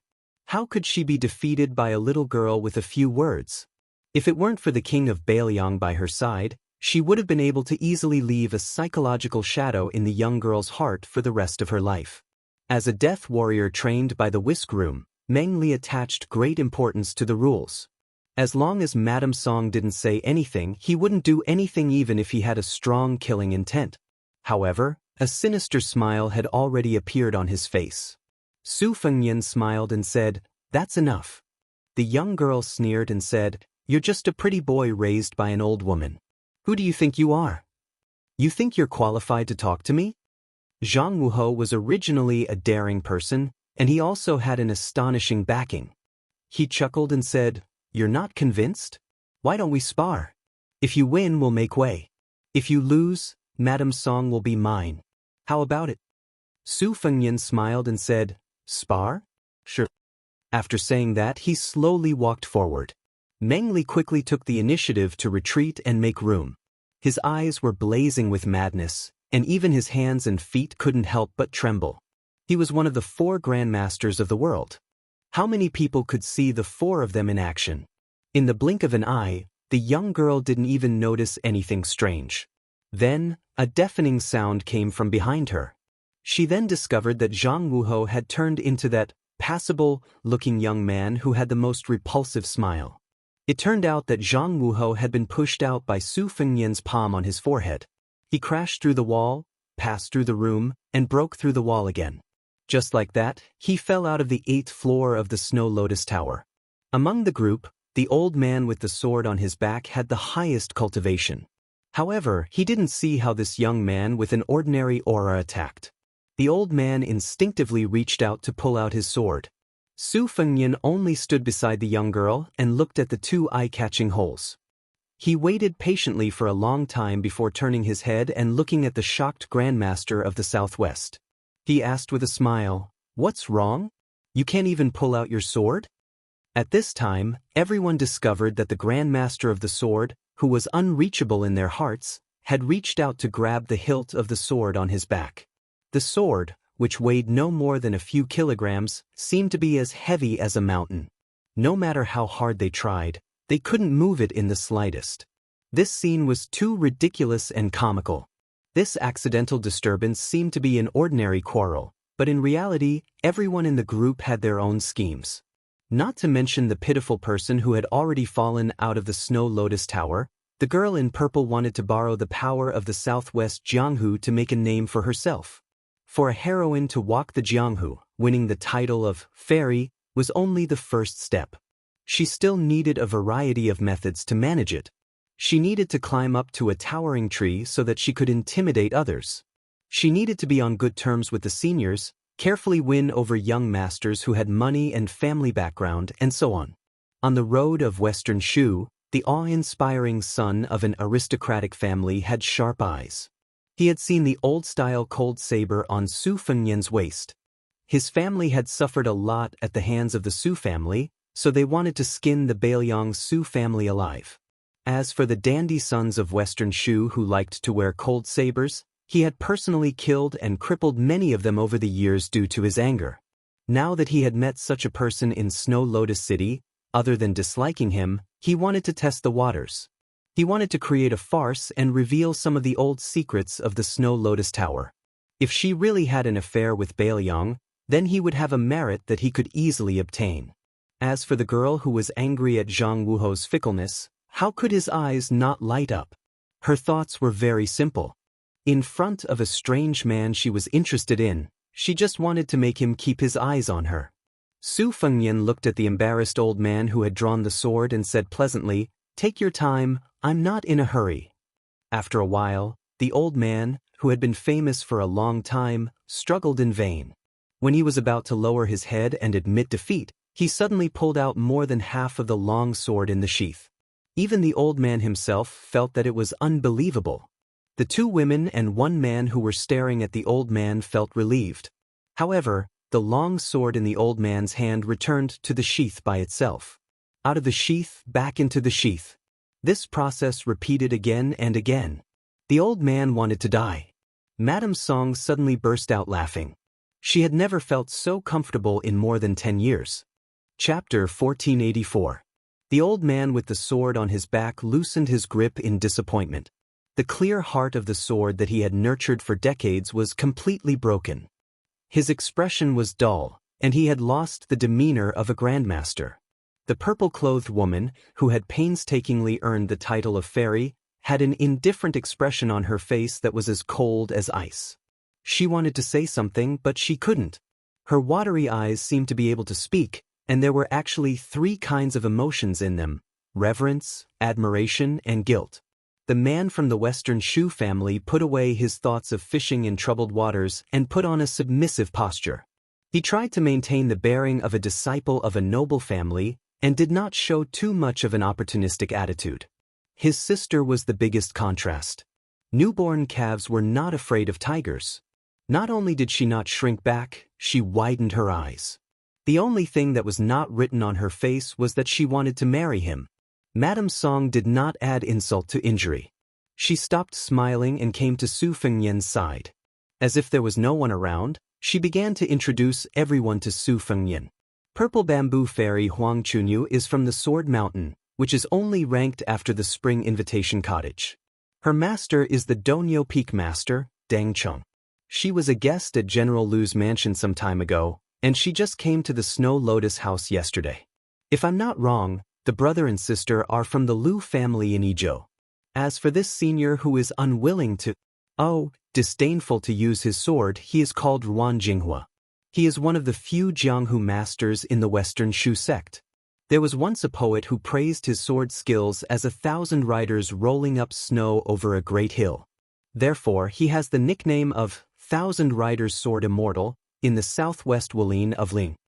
The old sword Immortal, who had just come back to life, almost spat out blood when he heard the word disdainful. His face was pale, and his lips trembled violently. Su Fengnian finally looked at the old man and asked with a smile, "You are Ruan Jinghua? When you were young, you admired the sword god Li Chungang, so you gave up literature to practice martial arts. You even wrote the famous poem, 3 Feet? The old man was stunned for a moment. This swordsman with no spirit left nodded slowly. Su Fengnian said unexpectedly, "Excuse me." Ruan Jinghua only felt that it was unbelievable. Even Madame Song was confused.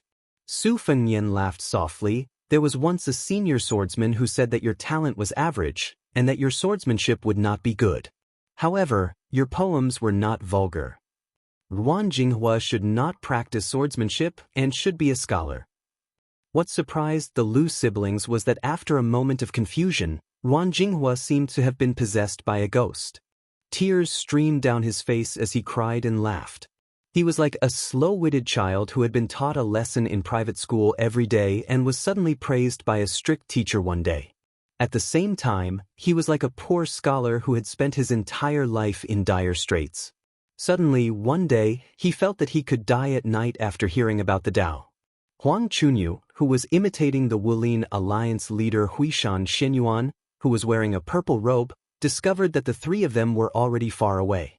Ruan Jinghua was still intoxicated. For a long time he was unable to extricate himself. He raised his head and muttered to himself, "Without a case, without a scabbard, the dark room's night is always bright." A 3-foot wooden horse and ox could break all the soldiers in the world. I want to know that the sky is about to rain, and the dragon cries out. Walking in the world with a sword, 100 ghosts travel in the night. Flying over the Guangling River, 800 dragons are frightened. People do not know what they want, but the man in green robe laughs. If the heavens did not give birth to me, Li Chungang, the way of the sword would be like a long night. On the way to Lu Huaishi's room, Madame Song explained, according to the spies, the wanderer called Zhang Wuho has secretly joined the new Yi province general. The main figures of the Yi province's Lu clan and the elite guards of the Sword Mountain were also honored guests of the Yi province's provincial governor's mansion. Furthermore, with Huang Chunyu's foreshadowing, it seemed like the purpose of their trip to Snow Lotus City was to win over Lu Huaishi. "Prince, do we need to keep these people in the Snow Lotus Pavilion?" Su Fengnian shook his head and said, "There is no need to completely fall out with the Western Shu Dao for now. After all, the Snow Lotus Pavilion is too far away from Bailiang, and Fan Shaochai has not arrived yet. Once we encounter a situation where we will fight to the death, it will be difficult to quench our thirst. Collecting spies is the most important task of the Snow Lotus Pavilion. It has been in the past and will be in the future. The general trend of the northwest and southwest, and the decline of Bailiang and the rise of the other side, depends on the hundreds of thousands of cavalry and spears. As for the Snow Lotus Pavilion and the Whispering Room, if one less person dies and one more spies are sent out, they may be able to change the situation of the war and influence the whole world." Madame Song said softly, "My vision is too narrow." Su Fengnian stopped and looked at Madame Song. he said helplessly. Madame Song, my mother and Aunt Zhao are old friends. Aren't you afraid that I will feel uneasy when you call me your servant? Madame Song's eyelids drooped slightly. She reached out to stroke the hair on her forehead and did not say anything. In the room, Yu Qingling was brewing tea. It was not ready yet, so Lu Huaishi was patiently waiting for the tea. When Madame Song and the unfamiliar young man walked into the room, Yu Qingling was just about to brew the tea. Lu Huaishi sighed and said, Madame Song, you came at the right time. Madame Song sat down and Su Fengyan stood behind her, respectfully. Lu Huaishi smiled and asked, May I ask who this young master is? Madame Song's lips curled up for a moment. She said softly, Young Master Su is Meng Li's junior martial brother. His skills are excellent. The majestic Lu Huaishi waved his hand and laughed. If that's the case, why don't we sit down and drink some tea together? I respect scholars all my life, but the ones that are to my liking are the Jianghu men with hard fists and hard bones. Unfortunately, I am the guest today and Madame Song is the host. Since the Snow Lotus Pavilion only provides tea, I can only drink it obediently. Just based on Madame Song's praise of my skills, when young master visits my humble abode in the future, we must drink to our heart's content. Lu Huaishi did not care about trifles. He had an indescribable charm that made it easy for people to have a good impression of him. He was an ambitious person in the western regions in his prime. His boldness did not make people feel as if they were looking down on him. The parents and officials who ruled over a region loved the people as if they were their own children. The generals and soldiers shared weal and woe with each other, and the nobles treated the wise with respect. Although it was rare, the sharp-minded people could still more or less feel the alienation brought about by the difference in status. The Lu family's disciples were gentle, kind, and thrifty.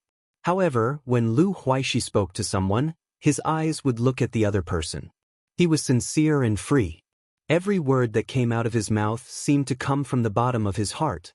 When he saw Su Fengyan sitting down, the smile on Lu Huaishi's face deepened. He then bargained with Madame Song. Madame Song, young Master Su is a straightforward person. Even if you don't want to give me face, can you give face to young Master Su and ask Miss Yu to bring 2 pots of good wine for him? A dog butcher's big bowl of wine and big chunks of meat. You're a nobleman in the human world. Yu Qingling revealed an inquisitive look. Madame Song nodded. The former swayed her body and slowly left. Lu Huaishi patted his stomach and smiled. Madame Song, I don't have many tricks up my sleeve. If there's something I want to say, let's get straight to the point. As for whether we'll fight or kill, and whether we can drink young Master Yu's wine, it'll all depend on the will of the heavens. Of course, I'm not lacking in sincerity. Otherwise, I wouldn't be sitting here alone and drinking tea. Yes, of course, there are 200 of my brothers outside the Snow Lotus restaurant. I didn't want to be sneaky. They're all out in the open. Anyone can see them. After all, I'm only a second-grade master. I don't have the ability to overturn your Snow Lotus restaurant. Not to mention other things, at least I can't bear to let the women in your mansion become widows. Madame Song laughed it off. Lu Huaishi raised his cup and drank the tea in it. He continued, not to mention Madame Song, anyone with a brain in Snow Lotus City can guess my ambition. General Lu's mansion? Heh, of course I want to be a real general. As long as someone can give me the title of general recognized by the imperial court, I'll be a true local emperor. As for whether it's Beimang, Li Yang, the Beiliang behind Madame Song, the white-clothed war saint Chen Jibao of Western Shu, or the king of Yen from Nanjiang, it doesn't matter. If someone can give me the right price, I'm willing to use the wealth I've accumulated over the past 20 years to bring a few thousand of my brothers to the battlefield. Madame Song smiled and said, once you're in the territory of another family, aren't you afraid of being bullied by others? A few thousand people are enough to dominate Snow Lotus City. As long as you leave your hometown and join the army, even if you're in the Western Shu path, which has the least number of soldiers, I'm afraid you won't be able to speak as loudly as you do now. Lu Huaishi rubbed his chin and laughed heartily. That's why it's one thing to wait for the right price to raise one's status. It's another thing to open one's eyes and find a family that's easy to get along with. Otherwise, I wouldn't have been unable to get the title of general until today. To be honest, Huang Chunyu, who lives in Madame Song's Snow Lotus Pavilion, is just one of the many forces that have offered to recruit me. Other than the Western Shu path promising me the title of a general with a surplus title and the right to command 3,000 troops, the Southern Jiang offered me an even higher price. A secret messenger from the Dragon Palace promised me the title of a general of the lower third rank, Fenwu General, and one of the generals of the Liyang Imperial Court. He also promised me that as long as I reach Nanjiang, I'll be promoted to the position of a general on the same day. Furthermore, all the brothers who leave Snow Lotus City will not be separated. Not only that, he also promised me an additional 6,000 troops. As for the Zhao family of Liyang, someone from the Weaver Bureau of Western Shu also came to my mansion. It's just that he's a little petty, so I won't mention it. However, Madame Song continued, the northern barbarians offered the highest price. It's definitely impossible for you to become a general of the Beimang, but at the very least, you'll be a general's. They might even promise you that after you conquer Beiliang and conquer the Central Plains, you'll be a governor of the border. At that time, you'll have enough military merits, and the title of a prince with a different surname will be just around the corner. However, General Lu isn't sure about the outcome of the war at Liangmang. He's afraid that Beiliang will bully the weak and fear the strong. He's even more afraid that Beimang will send you to Liuzhou or Lingzhou to die. Isn't that right? Chapter 1485. Lu Huaishi laughed and said, Mrs. Song, you're so insightful. I think you're more than qualified to be an assistant minister of the Ministry of War in Liang. Lu Huaishi suddenly lowered his voice and narrowed his eyes, as if trying to hide his sharpness. Rumor has it that there's a Wutangin on Mount Qingliang. Women from the Hanlin Academy will replace the young vassal king. It's not bad for Mrs. Song to be a female scholar in that Beiliang. Yu Qingling brought 2 pots of wine. It was Beiliang's green ant wine, which wasn't a rare thing. Even in the capital, which hated Beiliang, green ant wine was still popular, especially among the people. The spicy green ant wine was very popular. Because of its low price and high quality, it was the best choice in Liyang's water transport system. Yu Qingling placed 3 bowls on the table. After filling all 3 bowls, the aroma of the wine assailed their nostrils. Yu Qingling knew that although Mrs. Song rarely drank, her alcohol tolerance was astounding. Drinking wine was like drinking water. It was easy for her to make 2 or 3 so-called wine heroes collapse. Mrs. Song picked up the bowl and drank it in one gulp without saying a word. Lu Huaishi also drank the green ant wine in one gulp. When he reached out to ask for more from Yu Qingling, he looked at Mrs. Song and said self-mockingly, Madam, I think I'm quite straightforward today. Can't Snow Lotus House give me a straightforward answer as well? Su Fengnian finally spoke. General Lu isn't very straightforward. Lu Huaishi smiled and turned to look at the only man in more than a decade who could make Mrs. Song willingly serve as his foil. Oh, what do you mean, young master? Su Fengnian looked at him and said calmly, Yesterday, there were 2 fights in the alley in the northeast of Snow Lotus City. In the first fight, General Lu lost his adopted son, who was qualified to take on a great responsibility. In the second fight, General Lu personally watched from a distant building.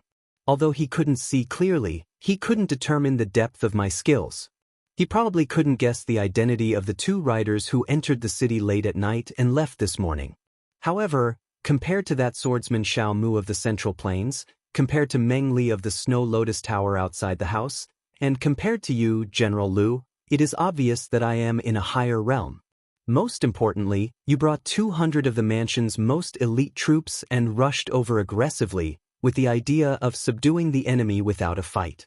The reason why you had the spy you planted in Snow Lotus Parlor tell them to hold back their troops before I entered the room was because you, Lu Huaishi, learned of my true identity at the last moment. That person was afraid of my cultivation, so he didn't dare to speak. Maybe he wrote King of Beiliang or Su Fengnian on the table with tea, right?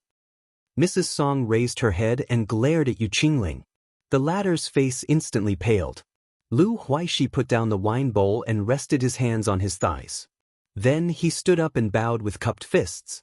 Commoner Lu Huaishi greets Prince Liang. Then, Lu Huaishi raised his head and grinned. You can kill me or torture me as you wish, Prince Liang, But Lu Huixi only asks for one thing, and that is, don't blame this girl. Su Fengnian took a small sip of wine. The weather was still cold in late spring, and Lu Huixi was soon sweating profusely. Su Fengnian smiled. General Lu, take your men back to the mansion first. This king still needs to consider what price Bailiang will offer. All right, when you go back, send the Snow Lotus to Snow Lotus Parlor. Lu Huixi bowed and left the room. Inside the room, Mrs. Song's face was cold. She grabbed the porcelain bowl that was still filled with green ant wine and smashed it on the head of Yu Qingling, who was kneeling on the ground. The wine seeped into her hair and mixed with the blood on her head. Mrs. Song wanted to kneel down as well, but found that she couldn't stand up from the chair. Su Fengnian smiled. I don't want to comfort Mrs. Song, but what happened today isn't a bad thing. Mrs. Song glanced at Yu Qingling and gritted her teeth. According to the rules of Whisk Shui Room, as Yu Qingling's guide, the lightest punishment I can receive is to break one of my arms. Yu Qingling kowtowed on the ground and said in grief, Mrs. Song, I deserve to die. Your Highness, please don't punish Mrs. Song. Yu Qingling is willing to commit suicide as an apology. Su Fengnian sneered. Yu Qingling, Lu Huixi begged for mercy for you, and you begged for mercy for Mrs. Song. But do you believe that you were sincere?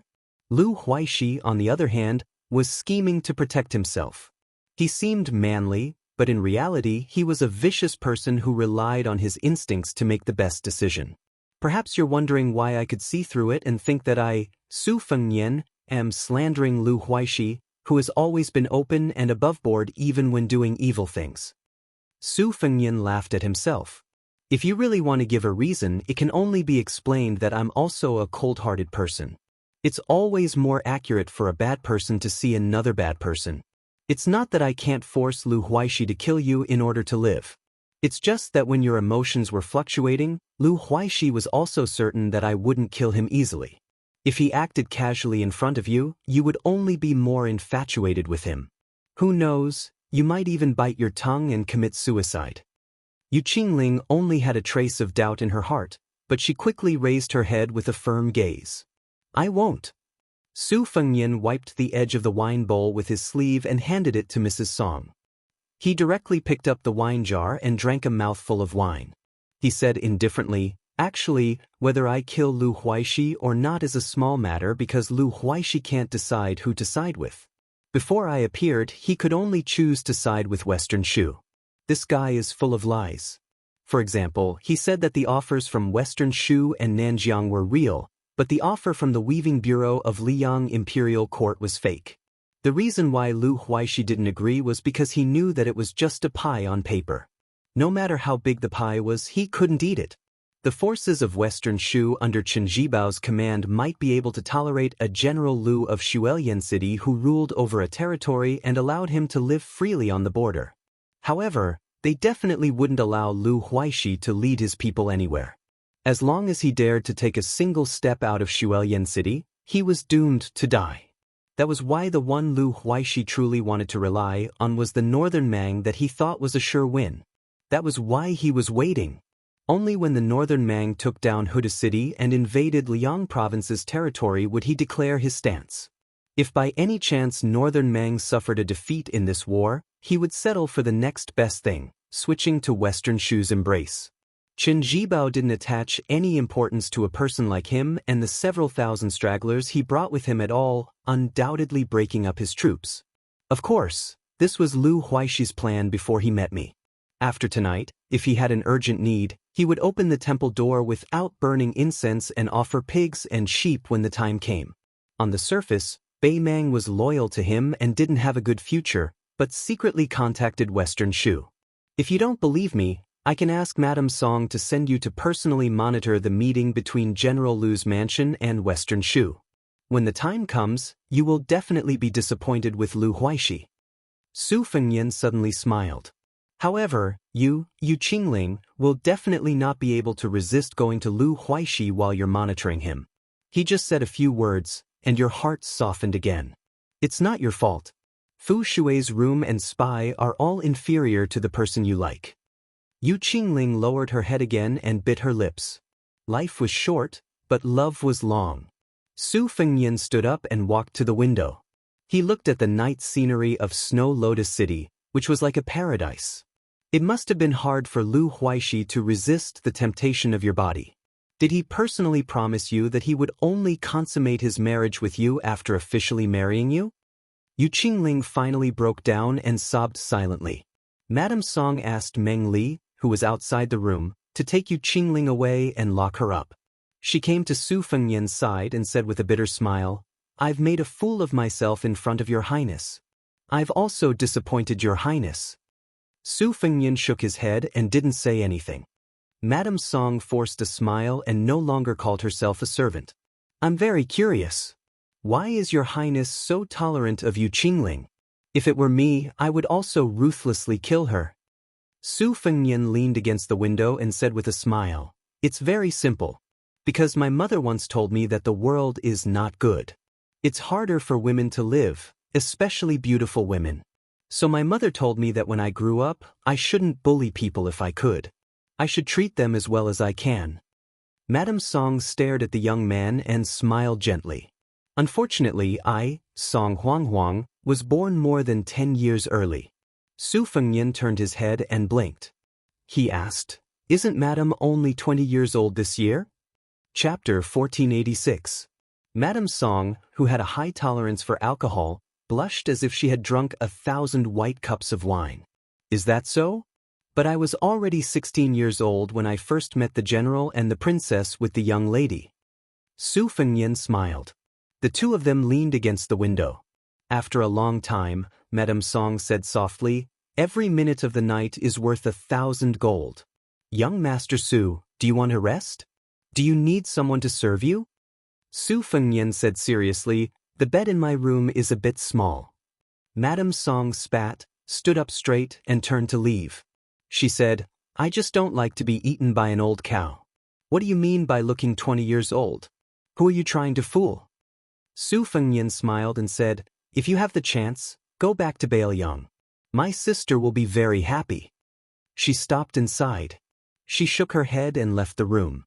Su Fengnian took the wine jar from the table and leaned against the window to look at the brightly lit Snow Lotus City. After drinking more than half of the wine, there was a knock on the door. He turned around and said, "Come in." Swordsman Xiao Mu and the young boy and girl who were taking refuge in the Snow Lotus building walked into the room together. Xiao Mu cupped his fists and said, "Young master, I have received the Snow Lotus. I will go to Baoyang to work for you in half a year at the latest." Su Fengnian nodded and smiled, "I trust you."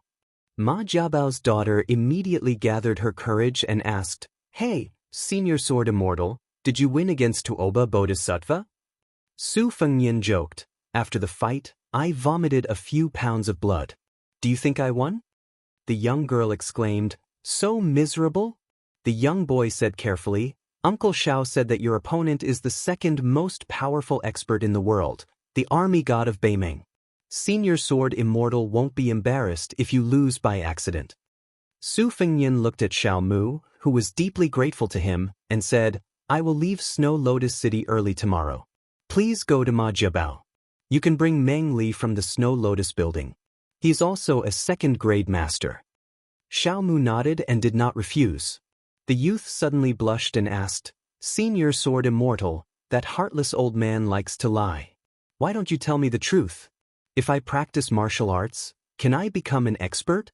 If I don't have any achievements in martial arts, then I'll just be an honest lotus collector in the future." Su Fengnian smiled and said, "Your aptitude isn't very good, but your luck shouldn't be bad. Otherwise, you wouldn't have met that old man, Xiao Mu, and most importantly, so I'll give you a suggestion. Do you want to listen?" The young man nodded vigorously while pecking at the rice. The young girl rolled her eyes and said, "Grow up."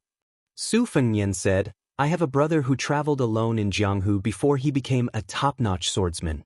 You can ask Uncle Xiao to take you to Jianghu in the Central Plains. If you think it's boring to travel alone, you can elope with Miss Ma." The young man was at a loss. He looked forward to it and felt nervous. He smiled foolishly at the young girl. The young girl pointed at Su Fengnian and said angrily, "Is there a senior sword immortal like you who wants to do nothing but play tricks? Hong Shuji wants to travel in Jianghu, fine. But if he wants to follow you, you have to teach him swordsmanship. Su Fengnian joked, "Oh, you haven't married him yet, but you already know how to make plans for him?" The young girl turned her neck and acted like a rascal. "Just tell me if you agree or not." Xiao Mu rubbed the young man's head. Then, with eyes full of smiles, he pretended to be angry and glared at the young girl. "What's wrong? Little Ma, do you dislike Uncle Xiao's martial arts? Although Uncle Xiao can't compare with Senior, in Snow Lotus City, I can still fight with Lu Huaishi for hundreds of rounds. In Uncle Xiao's hometown in the Central Plains, the descendants of the 4th or 5th rank local officials want to be my disciple and learn the sword. Miss Ma, you have to eat one bite at a time. Don't eat until you become fat. If that happens, it won't be you who dislike Uncle Xiao, but Hong Shuji who doesn't want you anymore." Compared to Su Fengnian, who killed people with bloody means, the young girl who was closer to Xiao Mu said shyly, "Uncle Xiao, you're not a good person either. Hong Shuji will become bad sooner or later if she follows you. I'm worried." The young girl stomped her feet and ran out of the house with Hong Shuji.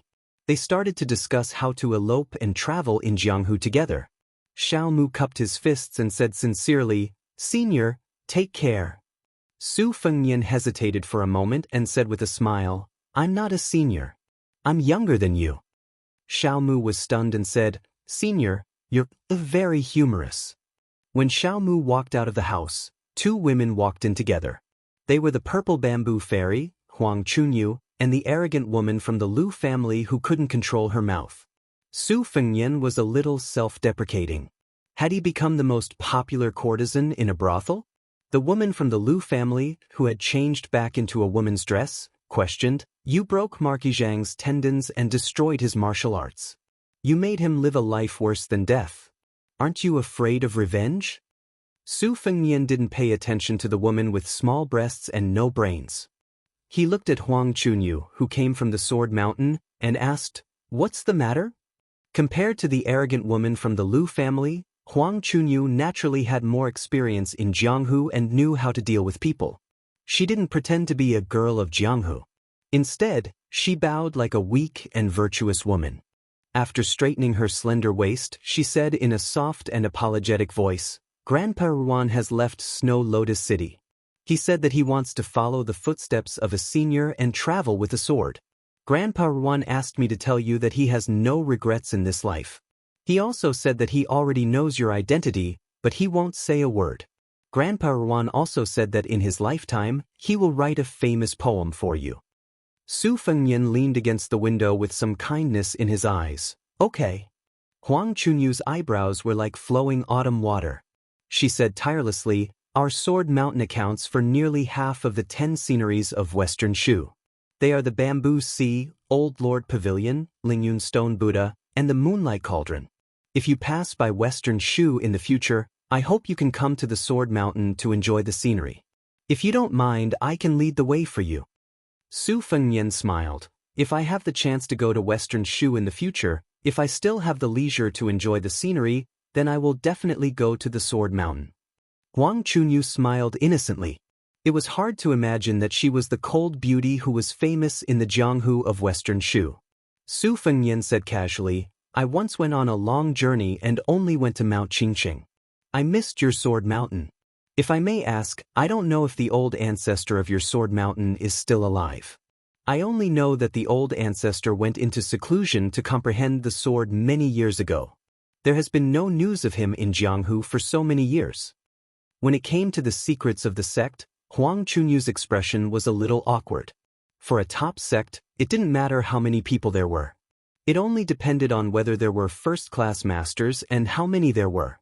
Therefore, whether the old ancestor of the Sword Mountain was dead or still in seclusion was a world of difference.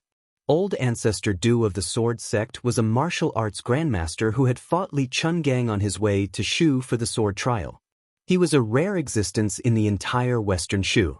To say that he could defeat Sword God Li in that era was tantamount to a fool's dream. It was not even wishful thinking to hope for a tie. If the current Jianghu of the Central Plains was a scene of heroes rising together, then thinking back to the past, Li Chungang alone was the Jianghu, and all the outstanding people. Su Fengnian did not force her.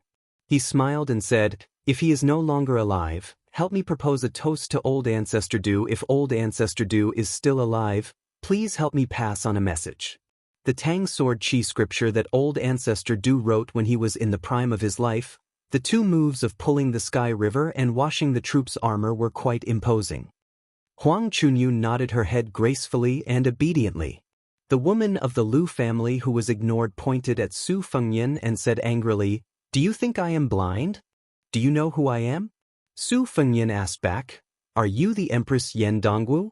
Or Xianyuan Qingfeng of Mount Hui? Or Chen?" Then Su Fengnian said coldly, "If you are not, then get out of here." She bared her fangs and brandished her claws, shouting, "I will bite you to death," as she ran towards Su Fengnian. Huang Chunyu quickly said goodbye and hugged this reckless girl's waist, quickly bringing her out of the house. After Huang Chunyu stepped out of the door, she suddenly turned around and said with a smile, "Young master, I almost forgot to tell you. Grandpa Erwan said that he has already thought of the title of the poem.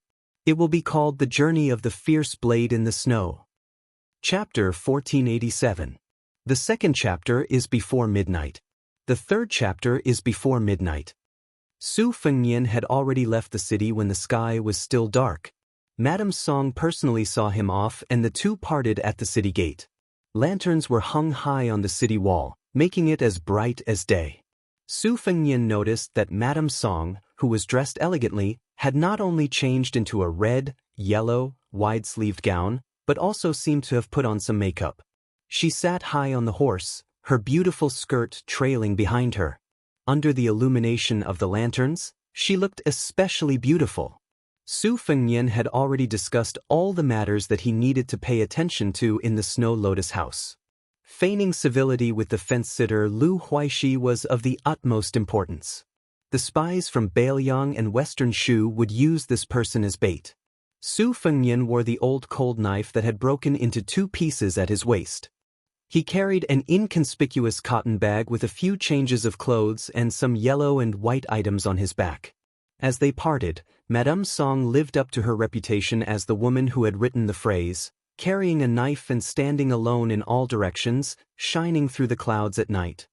She did not show any signs of embarrassment and smiled as she cupped her fists and said, "Even if you accompany a friend for 1,000 miles, you still have to part in the end. Take care, Your Highness." Su Fengnian nodded and reminded, "Like I said before, the Snow Lotus House is only the Snow Lotus House. There is no need for you to personally participate in the battle. Unless it is absolutely necessary, don't try to be a hero. It is not easy to find a three-legged toad, but there are plenty of two-legged men who want to be heroes." Madame Song smiled and said, "Is that so? I thought all men were three-legged." Su Fengnian laughed it off and then said seriously, "Don't think that I am being overly sentimental. It is fine if Bailiang and Western Shu coexist peacefully. However, as long as Chen Zhibao turns his attention away from the Central Plains, he will soon reveal his true intentions. At that time, not just your Snow Lotus House, but all the strongholds of the Fu Shui House in Western Shu and Nanzhao will be uprooted overnight. I don't need to say much about Chen Zhibao's style of doing things. That is why I have already asked Chu Lushan to arrange your escape route. All of you are priceless treasures of Bailiang." Madame Song's eyes were calm and peaceful. Su Fengnian took the cold blade from his waist, which had been broken in the fight, and threw it to Madame Song. Northern Cold Blade only kills outsiders. Su Fengnian's figure gradually disappeared into the distance. Madame Song held the cold saber and slowly raised her hand. She was unwilling to put it down. The simple and austere saber and the slender and delicate arm formed a sharp contrast that could capture one's soul. The burly Meng Li had appeared in the shadows near the city gate. His eyes were complicated and his face was gloomy. Ever since this taciturn man had volunteered to be sent to Snow Lotus City 12 years ago, he had conscientiously helped Song Huang build a tall building from the ground. 2 8-story Mandarin duck pavilions were unique even in the rich and fertile land of West Shu. He had been through life and death situations for more than 10 years. Time and time again he had to dress his wounds alone. Time and time again he looked at that figure from afar. He could see it, but he could not catch it. Meng Li leaned against the city wall. His expression was uncertain. In the eyes of this bloodthirsty man, Madame Song was like a bunch of enchanting begonias in a silver vase. He was willing to stand in the distance and watch the flowers slowly wither, but if someone wanted to pluck the flowers and put them in their sleeves, no matter who that person was or what status they had, Meng Li would be worried. At some point, Madame Song had put on her cold saber and rode to the foot of the city wall. Meng Li stood in the shadows. She should not have seen his strange expression. Suddenly, Madame Song reached out her hand and fanned near her nose. She mischievously said, "Meng Li, why do I smell jealousy?" Meng Li's face instantly turned red. He was at a loss. Madame Song dismounted and led the horse forward. Meng Li hesitated for a moment before quickly following. Madame Song said softly, "Meng Li, I already know what you're thinking." While Madame Song was probably thinking of some gentle words, Meng Li had already bitterly said, "Madame, I also know." Madame Song stopped and patted Meng Li's shoulder. For the first time, she looked at this man with a rough face but a delicate mind. She was in high spirits. Her limpid eyes were overflowing with color. She pointed at the Central Plains and said boldly, "Meng Li, you're a man. Why do you have to be so pretentious? Maybe I, Song Huang, will never like you in my life. However, you can make me remember that there is a man named Meng Li. The border of Liangmang is already filled with the smoke of war, and the Central Plains will soon be filled with war drums. You've been reading books on the art of war all these years. Do you want to stay in Snow Lotus City and waste your time, or do you want to go out and fight?" Meng Li was silent for a long time.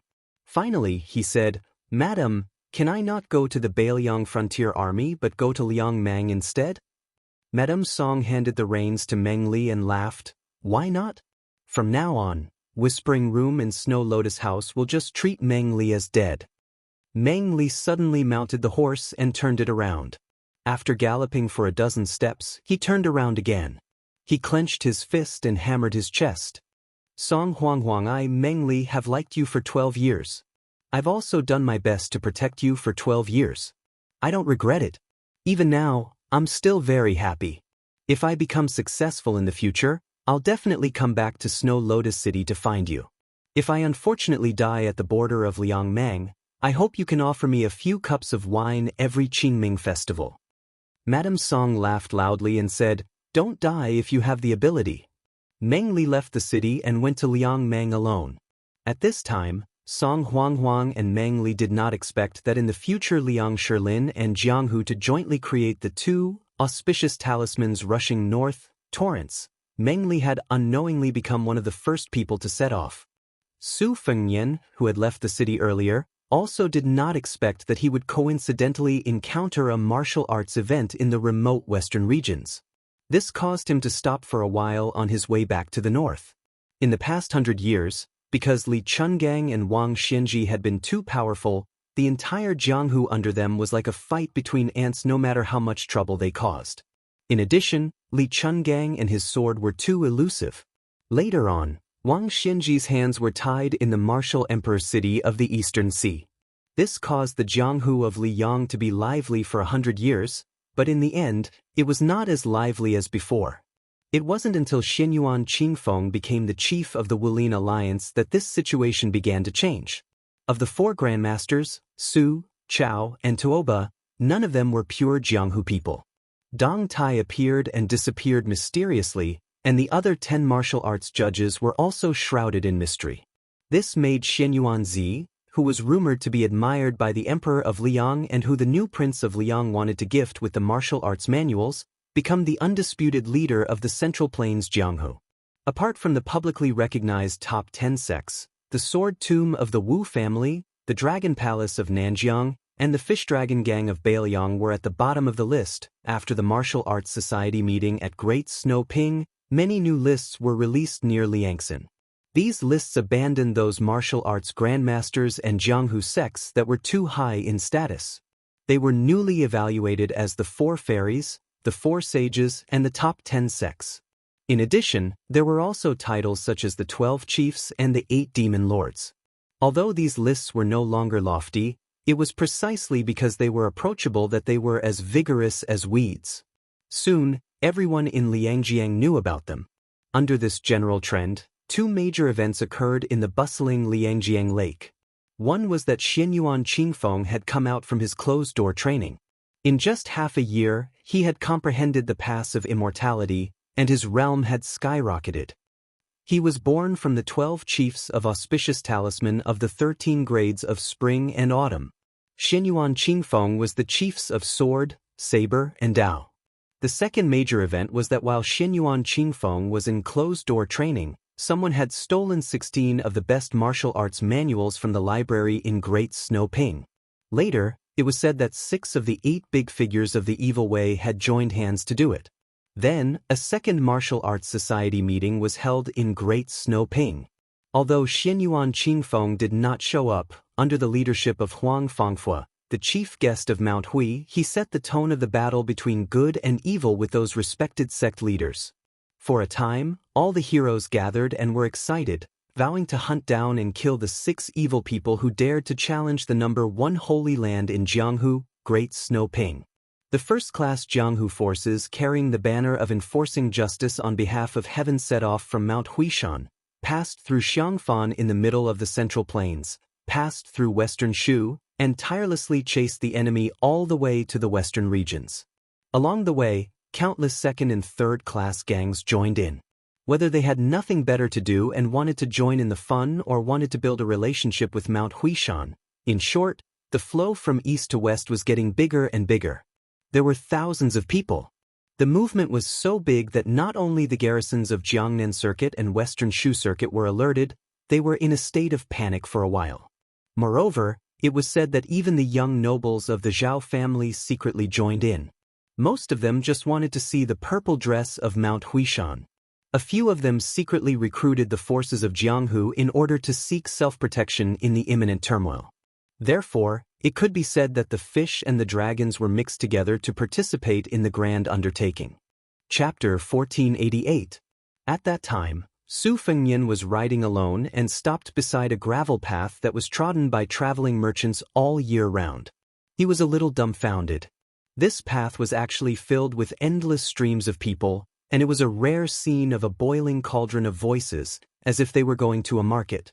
Among them, there was a group of Jianghu men who were dressed in bright clothes and were riding on horses. The other women were holding zither, kongho, hule, and other musical instruments. Most of them were Jianghu men who were roaming the Jianghu.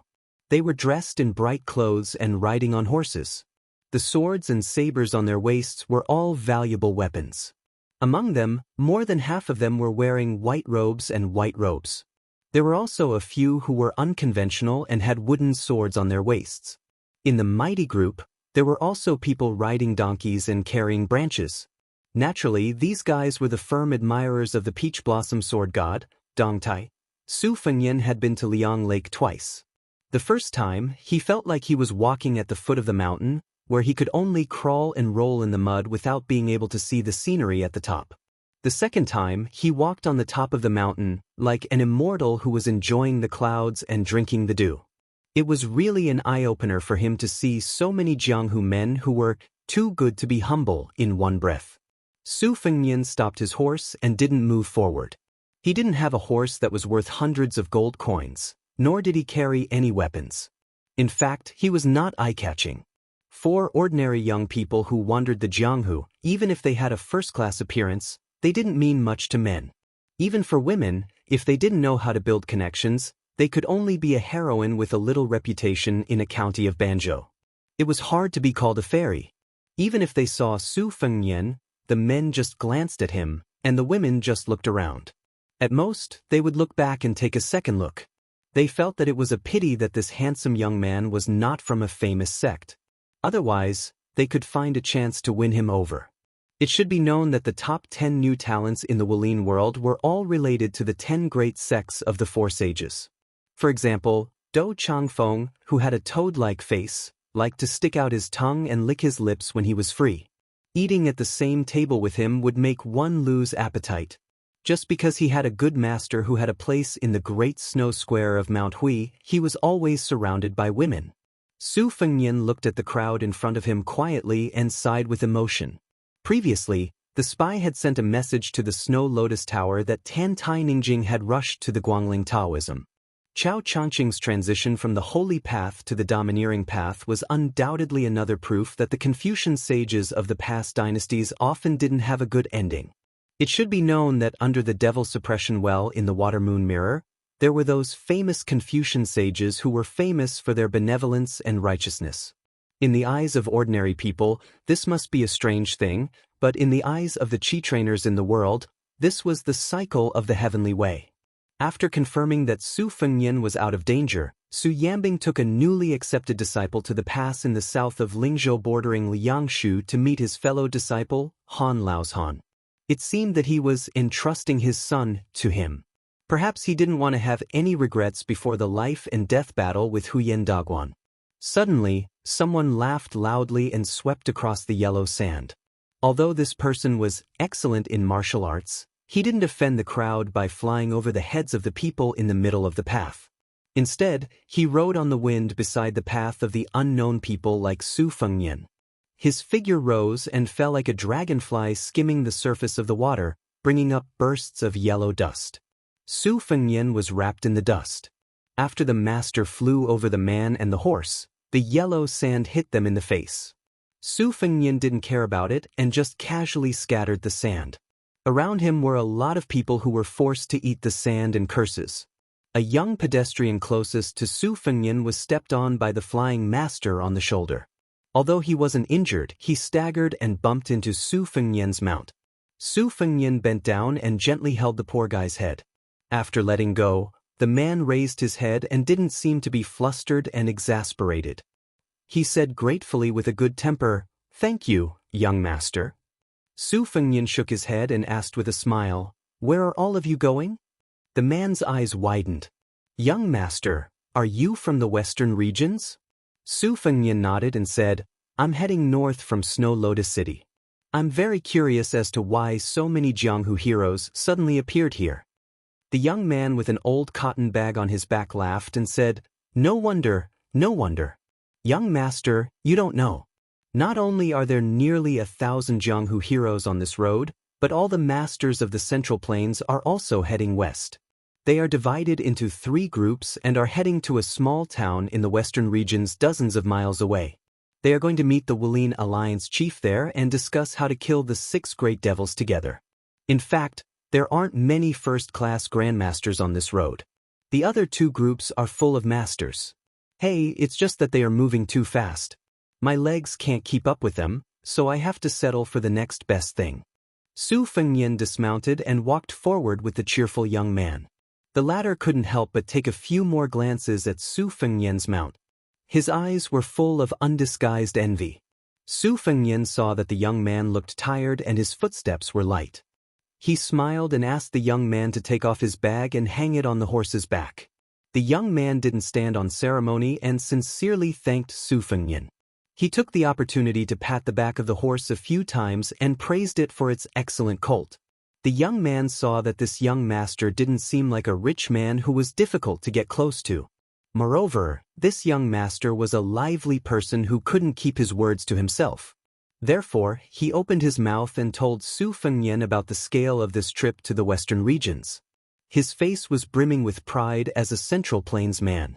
Without needing Su Fengnian to ask, the young man took out his family's wealth. He came from Yanglu County, Gangnam-do, which was the richest in the world. His name was Shin Changging, and his master was one of the last consecrated elders in the county. However, he was only one of more than 10 disciples in name other than the direct disciples. This time, there were more than 20 people from the sect who were heading to the western regions. However, they were all proud disciples of the sect leader and the 3 deputy sect leaders. They were not on the same side and couldn't join in the fun. Therefore, he had to travel alone. After talking about his family's affairs, Shin Changging, who boasted that he was the messenger of Yanglu County, began to introduce Su Fengnian to the important people on the road. "Hey, do you see those women in front who are all playing musical instruments? Don't underestimate them just because they are girls. They are all extraordinary. They are all fairies from the Misty Mountain, the second largest sect in Huainan Dao. The Misty Mountain only accepts women and is divided into two peaks. The women of the two peaks are seated according to the positions of the ceremonial courtesans and ceremonial courtesans. Oh right, these courtesans are definitely not prostitutes. Young master, you must not blaspheme against them. You must know that the Misty Mountain sect leader, the Flying Cicada Fairy, has a technique to retain her youthful appearance. She is already 50 years old, but she is still as graceful and moving as a 16-year-old woman. Even in the Great Snow Plateau of Mount Hui, her seat is also very close to the front. Her reputation in the Jianghu is also extremely good. After our Wulin Alliance chief came out of seclusion, he discussed the Jianghu together with 18 leaders of the righteous path. The Flying Cicada Fairy is one of the 18. As for those nuns, they come from the Jingzi Nunnery of the Southern Peak Zen Mountain. In the past year, they have been competing with the Tranquil Heart Monastery, which also established a sect in the Southern Peak Zen Mountain for the position of Mountain Lord. It is said that the Wulin Alliance chief will recognize whoever makes the greatest contribution this time as the master of the Southern Peak. The one at the front is a big monk who is 10 feet tall and has a red sandalwood bead around his neck. His nickname is the Red Sandalwood Monk. He is a famous expert in Liaodong. Currently, there are 16 loose immortals in the Jianghu, and he is one of them. It is said that when he was young, he found an old ginseng that was only 10 years away from being 1,000 years old. He bitterly waited for it for a full 10 years. After eating the old ginseng, his internal energy greatly increased, and he was able to become a loose immortal. I heard that the string of the red sandalwood Buddhist beads is made of the roots of the old ginseng. Even if you have a divine weapon that can cut through hair, you can't cut it. The group of young masters and daughters riding horses are all disciples of the famous Orthodox sects in the Jianghu, which is an important martial arts town in the southeast of Liang. I call these people the second or third generation of the senior generation. Don't the officials have the second generation and the descendants of the generals? They are all disciples and grand-disciples of the local martial arts grandmasters who are famous in Jianghu. Naturally, they are the second or third generation of the senior generation. As for me, forget about it. My Taigu sect? I'm not afraid of being laughed at by young master, but in reality, there's no way for us to compete with those 4 or 5 top-notch sects in the county. We can only shut our doors and pretend to be masters. My direct disciple brothers can only show off in the county. Once we leave our hometown, aren't we just serving tea to other people of the same age who come from famous sects? Anyway, I can't stand it anymore. I'm happy to be free and unfettered. At least, I don't have to act according to other people's wishes. Su Fengnian patiently listened to the young man's long-winded chatter with a tranquil smile. Shen Chongging's mouth was dry from talking. Su Fengnian handed him a pot of green ant wine that he had brought from the Snow Lotus Tower. Shen Chongging, who had never tasted this kind of wine, did not know the severity of the situation. He took a big gulp and felt as if his throat was on fire. His face turned red and he coughed continuously. When he handed the pot back, he said awkwardly, "This wine is really fierce." Su Fengnian saw a few riders passing by from the corner of his eyes. One of the riders was a woman whose breasts were undulating along with the back of the horse. He chuckled softly and said, "Is it as fierce as this heroine?" Shen Chongging's eyes lit up. They were both men, so they quickly understood each other's intentions. He felt closer to this young master who was not pedantic and inflexible. He nodded with a smile and said, "What an imposing manner." Chapter 1489. Unable to control his emotions, Shen Chongging's voice was not soft. The riders had unusually sharp ears, so they quickly reined in their horses and turned their heads, glaring fiercely at the two slick and poor fellows. After one of the escorts dismounted, he walked toward them with a ferocious smile. Shen Chongging admitted that he was in the wrong, but he did not want to implicate the young master beside him. He took a few steps forward and cupped his fist, wanting to admit his mistake. Unexpectedly, that person did not give him the opportunity to report his name and sect. He raised his foot high and stomped on Shen Chongging's chest. The travel-worn Shen Chongging's lapel shook with a burst of dust. Under the huge impact, he was sent flying backward in the blink of an eye. Su Fengnian reached out to support Xianxiang's back and deliberately took a few steps back before he barely supported Xianxiang's body.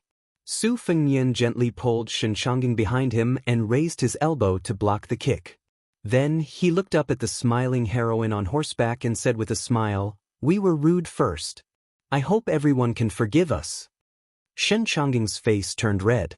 Su Fengnian smiled and said, "We were rude first. Please forgive us." The strong young man who did not achieve anything obviously felt that he had lost face in front of the fairy. He deliberately kicked up the yellow sand with the tip of his foot as he ran forward. He made a set of dazzling fist moves with his hands, and dust flew up. He was so imposing that he shouted angrily, "You're looking for death. Forgive you my ass. Grandpa will teach you how to be a man today." But what happened next made the young man's group and all the onlookers on the road not know whether to laugh or cry. They saw the handsome young man pull the troublemaker behind him and run away. He didn't even care about the horse, turning around and running away. The strong young man spat and did not bother to chase. He got back on the horse and continued to talk and laugh with his companions. Recently, there was a new custom in Liangjianghu. The reason was that before Mount Huishanzi became the rightful Wulin alliance leader, there was a famous contest in Jianghu at the end of the series of famous battles at Quick Snow Mountain Villa. Her opponent was a famous Jianghu figure in his 70s. He had a fiery temper and spoke rudely. In the end, not only was he defeated by Xianyuan Qingfeng, but he also forced the old Jianghu figure to acknowledge her as his grandaunt. In these 2 years, with Xianyuan Qingfeng's unstoppable rapid rise, there were all kinds of father-son and grandfather-grandson fights in Jianghu. Whoever lost would be the son or grandson, and whoever lost would have to call the other father or grandfather. After Xianyuan Qingfeng became the #1 person in Jianghu, challengers were as numerous as carps crossing the river. Her practice was the same as Wang Xinji's in Martial Emperor City. The loser would have to leave his weapon on the weapon-collecting platform. She did not make anyone acknowledge themselves as her grandson, but many busybodies began to count on their fingers and took the initiative to help this ZZ figure out who she would accept as her grandson today and who would become Mount Huishan's son tomorrow. Many people who were slow on the road could not help but roll their eyes when they saw the two running back to take the horse. A few young girls even covered their mouths and laughed. Even the thick-skinned Xianxiang was a little embarrassed. But after seeing the calm face of the loyal young man beside him, he felt relieved. He patted the footprint on his chest and said in a low voice, "Brother, I've implicated you this time." Su Fengnian shook his head and said with a smile, "What's there to be implicated about? I'm used to it." Xianxiang had a big heart and did not dwell on this small incident. He looked at the blurry figures in the distance and said jokingly, "I should have known. That's an omen." The two slowly walked along the small path and the crowd. Xianxiang told the young man beside him about the current Jianghu situation. This is a once-in-a-century battle between good and evil. The elites of the Central Plains are all here, led by the Moonless House in the Great Snow Plateau. Among the new 10 major sects, the Quick Snow Villa by the Lake of Spring, the Dragon Palace in Nanjiang, the Gangnamdu's Black Drum Stage, the Yuyan Villa that rose again with the help of the Dragon Rock Sword Furnace, Taibai Sword Sect, Jinswa Saber Manor, Shishu's Spring Invitation Cottage, plus the veteran Dongyue Sword Pool and Baoyang's Fish Dragon Gang. The 10 major sects are all here. There is a rumor in the Jianghu that the mysterious Finger Grandmaster, Huang Fengfua, is the leader of Mount Hui. As for the whereabouts of the Wulin Alliance chief, no one knows. The only daughter of the Quick Snow Villa's manor lord, Weiqi Liangfu, is traveling in the Jianghu for the first time. The Dragon Palace's palace lord, Lin Hongyuan, is personally leading a group of top experts. The Yuyan Villa's young manor lord, Zhang Chunlin, is traveling west alone with 3 famous swords. The Taibai Sword Sect, which once had a land sword Immortal, has finally produced a young swordsman who is known as the banished Immortal of the Sword Dao. It is said that he has received the guidance of the Peach Blossom Sword God. In just half a year, his Sword Dao realm has improved by leaps and bounds. He has broken through the 2nd grade, 1st grade, Vajra realm, and the mysterious Finger realm. Therefore, this person is also known as the Four Young Grandmasters, together with the person who is currently staying in Martial Emperor City, Qi Xianxia of Mount Longhu, and the Manor Lord of Jinsua Saber Manor. They are regarded as the most outstanding figures who won't lose to the Four Grandmasters in the future. This guy who is not even 18 years old, isn't he powerful? Su Fengnian smiled and nodded. Yes, he is very powerful. Shen Changing sighed. Among the four young people, the Manor Lord of Jinsua Saber Manor is actually more famous than the banished Immortal of the Tai-Bai Sword sect. It can't be helped. She is not even 30 years old, but she is already a genuine saber master. Moreover, she is one of the four fairies who are famous in the world. She is as famous as the Dragon Palace's Palace Lord, Lin Hongyuan, the Fish Dragon Gang's gang leader, Lu Nirong, and Lu Hun Xian of the Dark Drum Stage. Su Fengnian couldn't help but interrupt. Is the Fish Dragon Gang's gang leader also very beautiful? Shen Changing was a little puzzled. Of course, it is said that Lu Nirong, who visited Mount Hui with the martial arts manual, is as elegant as a fairy. Moreover, she is the least arrogant of the four fairies. She has a very good reputation in the Jianghu. Su Fengnian didn't know whether to laugh or cry. I see. Shen Changing said worriedly, it's just that this extermination of the evil demons is not a sure thing. It is said that one of the demons is a local snake in the western regions. He has thousands of horse gangs under his command. His combat power is not inferior to the iron cavalry of the Bailiang frontier army. Moreover, the other 5 demons are also very powerful. During their escape, they have recruited many notorious scums in the Jianghu. Several of them are also at the Master Realm. They can't be underestimated. But I think that evil will not prevail over good.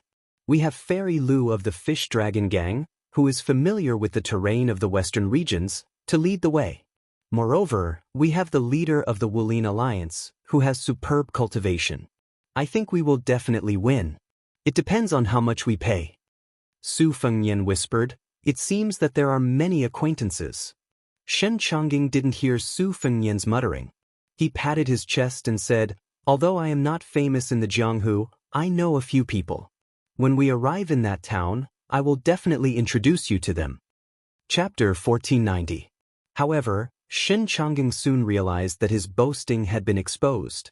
The town, which could only accommodate 400 to 500 people at most, was already overcrowded. It had long been occupied by the big shots of the top 10 gangs and the disciples of the second-tier sections.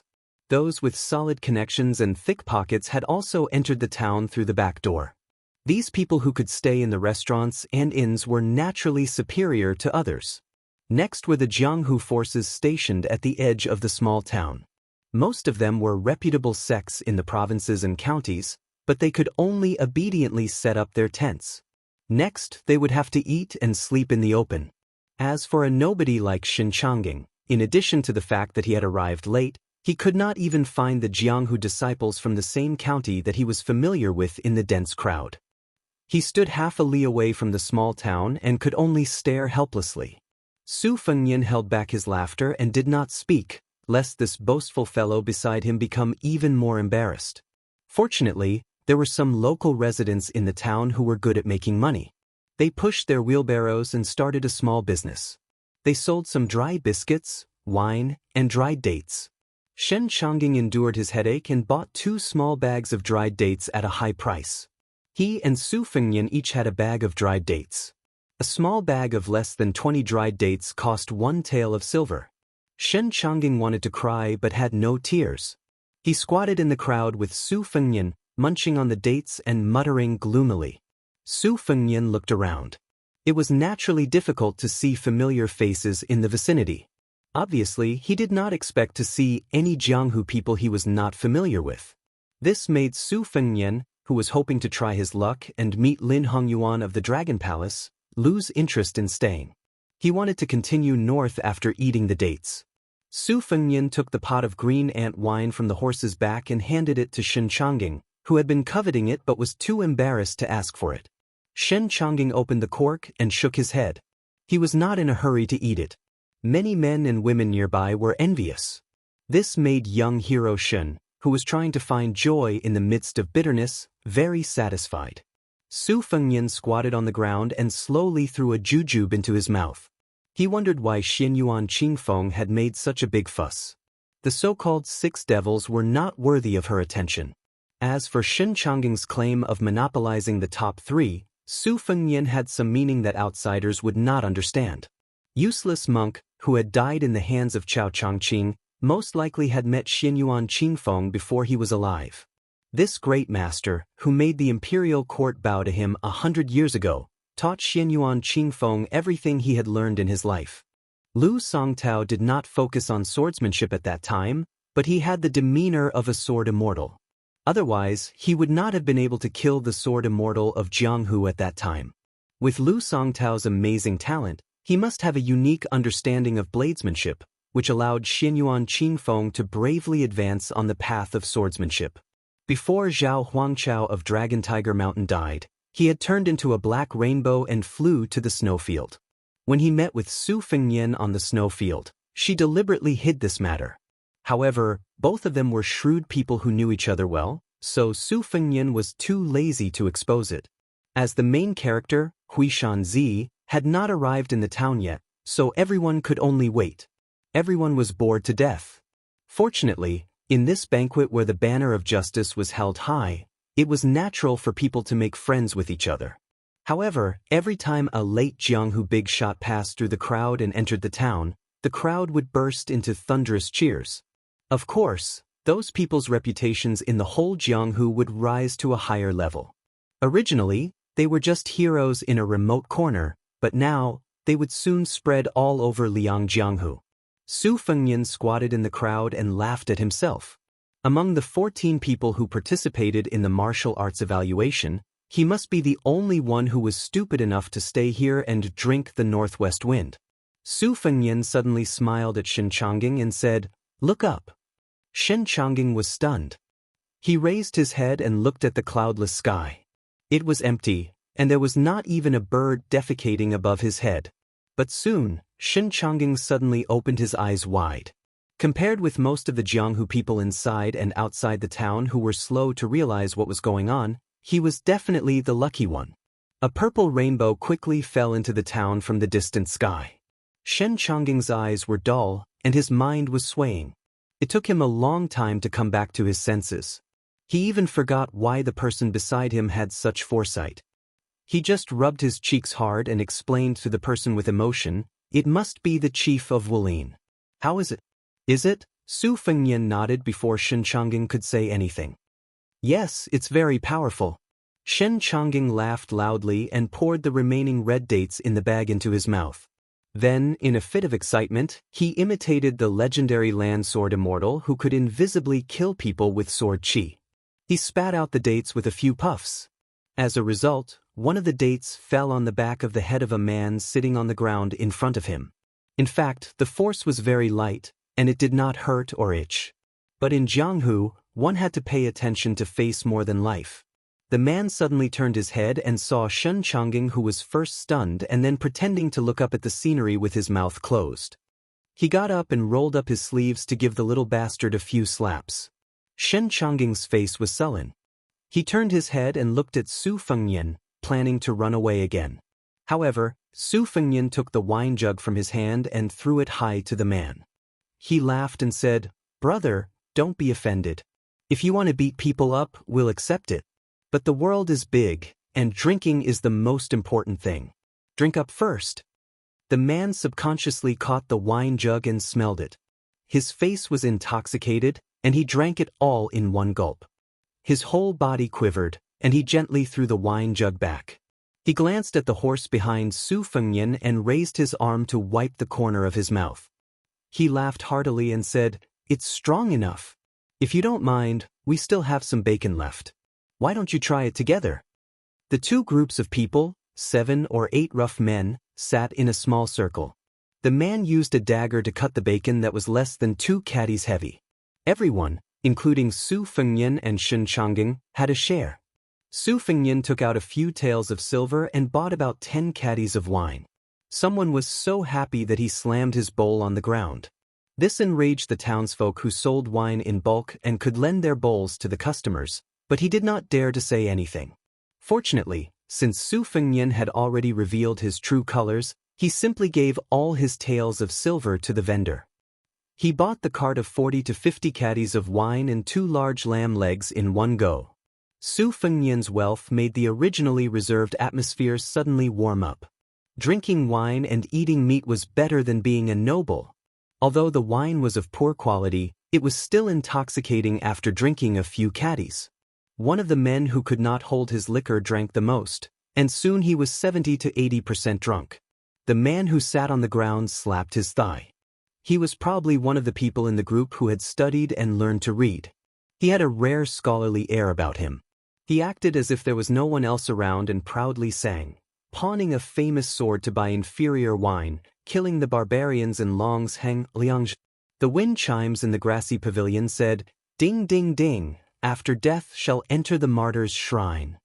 While everyone was waiting for him to continue, the man shook his head and mumbled that he was really drunk. Then he leaned back and fell to the ground, snoring loudly. The man who knew Su Fengnian first laughed and said, "This guy studied in a private school for a few years. He always said that he was talented but was not recognized. After drinking, he liked to speak in a sour language that we don't understand. He's not like this usually. In fact, he's the kind of person who can't take his eyes off a woman's big buttocks." Not far away, a group of people looked at each other angrily and said, "What are you talking about? Is it the death of his parents or his wife?" The man who was talking to Su Fengnian stood up and pulled out his sword. The two sides were immediately at loggerheads. At this time, an unfamiliar woman with a graceful figure and a bridal hat slowly walked over. Finally, she stopped behind Su Fengnian and Xianxia. She slowly took off her bridal hat, revealing a stunning face. More than 10 men from both sides forgot to curse at each other. Their eyes were all fixed on the woman's figure. The man who had already pulled out his saber kicked his drunk friend beside him. The latter's eyes were hazy. He looked at the woman in a daze and said that she was a fairy who had descended to the mortal world. Then he passed out again. Xianxia, who was sitting on the ground, turned his head to look at the woman. When she sat between him and Su Fengnian, he still thought that he was seeing things because he was drunk. Su Fengnian laughed and asked, "Why did you change your purple clothes? Are you afraid that you'll be recognized with the way you appeared just now?" The woman with 2 exquisite wine jugs silently threw a jug of wine to Su Fengnian and started drinking on her own. For some reason, when the strange woman sat down, everyone around Su Fengnian sobered up. The Jianghu ruffians next door who were about to fight also lost their temper. They all held their breaths and didn't even dare to breathe loudly. She was like a flood dragon entering a pond, intimidating all the fish and shrimps in it. Su Fengnian whispered in a mysterious voice that only she could hear, "I'll give you the Tide Listening Pavilion's martial arts manual, and you'll let the Jianghu of the Central Plains know about the battle in Bailiang. Let's call it even." She didn't turn her head. She only drank her wine with a cold smile on her lips. "Does my Mount Hui want your manual?" Su Fengnian laughed and said, "Then tell me, what do you want?" She finally turned her head and looked at him with narrowed eyes. "Rumors of your battle with Tuoba Bodhisattva have already begun to spread in Liang Lake. I want you, Su Fengnian, to lose to me here today. What do you think?"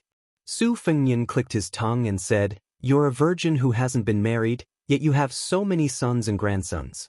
Aren't you ashamed?" Her fingers suddenly tightened around the wine jug. Wisps of purple energy rose, but they disappeared in an instant. Su Fengnian ignored this and said with a smile, "Drinking is fine, but fighting is out of the question." He and she fell silent at the same time and looked into the distance. It was just like when they were looking at the snowman called Dream under the eaves of the capital. Chapter 1491. Chapter 3. It's definitely very late.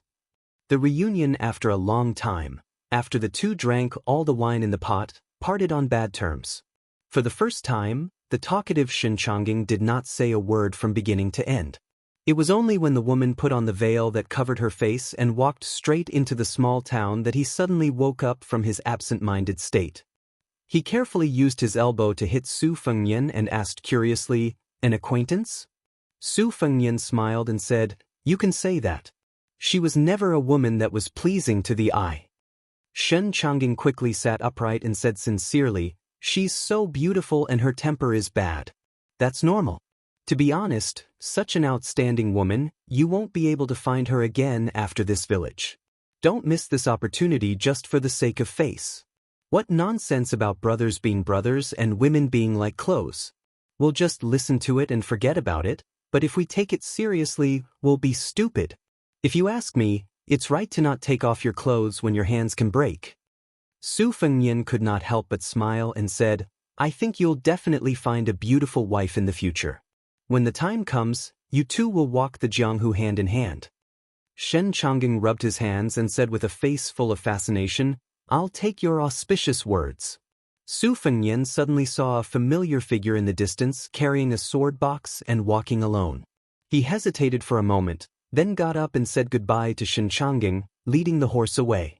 When Su Fengnian apologized again and began to approach the desolate young man carrying the box, the latter quickly turned his head and looked. When he saw Su Fengnian, he had a shocked expression that was similar to seeing his own ancestors floating out from the grave. The originally eye-catching arrogant demeanor of an aristocratic family was completely broken. He hurriedly trotted to Su Fengnian. If not for the fact that he was worried that his behavior of kneeling down and kowtowing would be too shocking, this young man with 4 famous swords in the box would have done so long ago. At this time he only cupped his fists and said softly with red eyes, "Zhang Chunlin of Yian Mountain Villa pays his respects to benefactor." At that time, before Su Fengnian and Han Xingxuan's life and death battle, the heavy snow blocked the road, so he stayed in Yuyan Mountain Villa with Wang Xiaoping, Xinyuan Qingfeng and the others. During that time, when he was fishing, he encountered a group of white-clothed qi cultivators who were like immortals. He was swayed by his emotions and saved Zhang Chuanlin's parents. After that, he also took away the swords such as Long Su Feng and Slender Waist. Now Yuyan Mountain Villa's luck had changed. Zhang Bingling, who had untied the knot in his heart, joined hands with his wife to reforge the sword. More than 10 famous swords with unparalleled sharpness came out one after another. The villa became famous and became one of the new top 10 sects in one fell swoop. As Su Fengnian became famous all over the world, Yuyan Mountain Villa also deduced the hidden identity of Su Fengnian based on the clues. Zhang Chunlin, who had always been longing for Jianghu, naturally regarded Su Fengnian as his benefactor and immortal. This time, he left the protection of his parents' wings and left the villa in order to go to Bailiang to find the sword Immortal Senior that he had once mistakenly thought was a white-haired, ruddy-faced but aged 100 years old. He wanted to express his gratitude to the young king of the northwest border in person on behalf of his parents and the villa. As for the plan that was buried deep in his heart that he did not even tell his parents, Zhang Chunlin became more and more determined along the way. Su Fengnian joked, "At that time, I was fooling people. My hair was all white. It's not easy for child Zhang to recognize me." Zhang Chunlin unconsciously blurted out, "Even if I turned into ashes, I would still recognize you." Then, the young master of Yuyan Mountain Villa was dumbstruck. He wished he could slap himself twice to vent his anger. Su Fengnian dismissed it with a smile and casually asked, "Why are you alone?" Zhang Chunlin, who did not even know where to place his hands, blushed and said, "I also got to know some Jianghu disciples of the big sections. But they gathered quickly and dispersed quickly. In the end, there were only 2 or 3 close friends left. It's a pity that we were close to this small town. Those people had to travel with the elders of the sections. I really could not get used to seeing some things that had already been established, so I found an excuse to leave." Su Fengnian smiled and said, "When one is in Jianghu, one has to do as the Romans do." Su Fengnian also did not want to speak such old-fashioned preaching words to a person of the same age. He quickly changed the topic. "The 4 swords in the case, other than the rootless sky water that I saw that year, the 3 new swords all came from the Dragon Cliff sword furnace?" Zhang Chunlin stretched out his hand and patted the sword case behind him. He grinned and said, "There are 2 swords from the Dragon Cliff incense burner, named Fledgling and Monk's Hut. The Water Dragon Song sword furnace that had not been opened for 120 years was also opened at the end of last year. The sword's body was as clear as ice and snow, and the sword's body had a natural curve that was suspected of breaking the rules. In memory of my benefactor, I boldly named it Frost Blade. They were still about 200 steps away from the entrance of the town. There were many tents, and it was getting more and more difficult to move forward, especially when Su Fengnian was leading the horse at an inappropriate time. Naturally, people rolled their eyes at him. Influenced by his simple family style, Zhang Chunlin had always been a well-educated and kind young man. However, when he saw his benefactor apologizing to others, the young and vigorous Zhang Chunlin was still somewhat angry. He felt that it was not worth it for his benefactor to apologize to others, but at the same time, he constantly reminded himself not to ruin his benefactor's great plans. When Su Fengnian and his horse were unable to pass through the crowd, he said to Zhang Chunlin, "I won't send you into the town. I still have to return to Liangzhou." Zhang Chunlin was once again stunned on the spot. "Benefactor, you're not going in?" Su Fengnian said self-deprecatingly, "I won't join in the fun. The war at the border is urgent. You should have heard that I was chased all the way to the south by Tuoba Bodhisattva. I have to hurry back now." Zhang Chunlin wanted to say something but stopped. His ears were red to his neck and his eyes were wandering. It was obvious that he was in a dilemma. Su Fengnian seemed to have seen through his thoughts. He smiled freely and said, "If you want to enter the Bailiang Frontier Army because you want to repay a debt of gratitude, I'll be honest. In fact, there's no need. First of all, your Yuyan Mountain Villa has given me a sword twice, so you don't owe me anything. Second of all, Jianghu men have been in Jianghu for a long time. The soldiers at the border will die at the border. This has always been the case." Just as Zhang Chunlin was about to speak, two groups of people arrived. Behind them was Xin Changging, whom Su Fengnian had met by chance. The three people who came out of the town were Zhang Chunlin's rare friends. The difference in status between the two sides was like heaven and earth. The difference in bearing and demeanor was also huge. Therefore, when the three people stood beside Zhang Chunlin and the timid Xin Changging stood beside Su Fengnian, the two groups were clearly separated.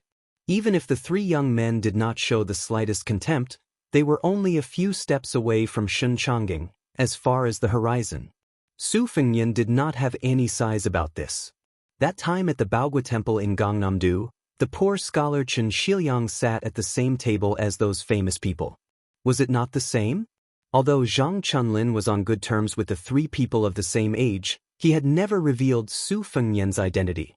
When talking about the fight for the flying sword that happened on the lake of the villa, Zhang Chunlin only said that he met a sword immortal senior who had concealed his identity. His white hair was like frost and he had countless flying swords. He was a genuine immortal. Chapter 1492. Xin Changging tugged at Su Fengnian's sleeve and whispered, "You want to go north? Why don't you take me with you? As for me, since I can't help much here and no one wants me even if I wave the flag and shout, I want to go to Bailiang to take a look." Along the way, I heard from many people that not only does Bailiang Palace have an arsenal and Tide Hark Lake, but there are also 30 new monoliths behind the mountain. In the past, I only heard people curse Bailiang. At the beginning of spring, I heard that Bailiang was defeated in Yuzhou, losing one battle after another. What they said was that they threw away their armor and were utterly defeated. In short, the Baimang barbarians came knocking at their door. On this trip to the western regions, I mainly passed through the northern part of the Shishu Road near Bailiang's Lingzhou area. Only then did I know that some things might be different. At first, I was skeptical because hearing it with my own ears was different. I wanted to see it with my own eyes. If I was unlucky enough to run into the Baimang barbarians and be trampled into meat paste by the horses, then I'll count myself unlucky. If by any chance it's not like that when I return to Yanglu County, I want to say something that no one else has said before. Thousands of Jianghu people from the Central Plains entered the western regions from 3 directions. Shen Changging's group was in the middle, passing through the border between the Shishu Road and Bailiang Road. Huang Fangfua's group took the Shishu Road Plank Road, and the last group passed through Lingzhou under the guidance of the Fish Dragon Gang's Lu Nerong. Su Fengnian looked at Xin Changging, whose expression was solemn and sincere, and shook his head. "Don't go. People die at the border every day. There's nothing to see. Besides, Beiliang is heavily guarded. You won't be able to reach Hutsu City, which is the northernmost part of Liangzhou, or Xiaguang City, which is the southernmost part of Heluku. Shen Changing scratched his head and turned to glance at the group of men in the distance. I casually mentioned to them that you're a local of Beiliang. For some reason, when they heard that someone was leading the way, they insisted on going to Beiliang. They said that since we're already in the western regions, it would be outrageous if we didn't go to Beiliang.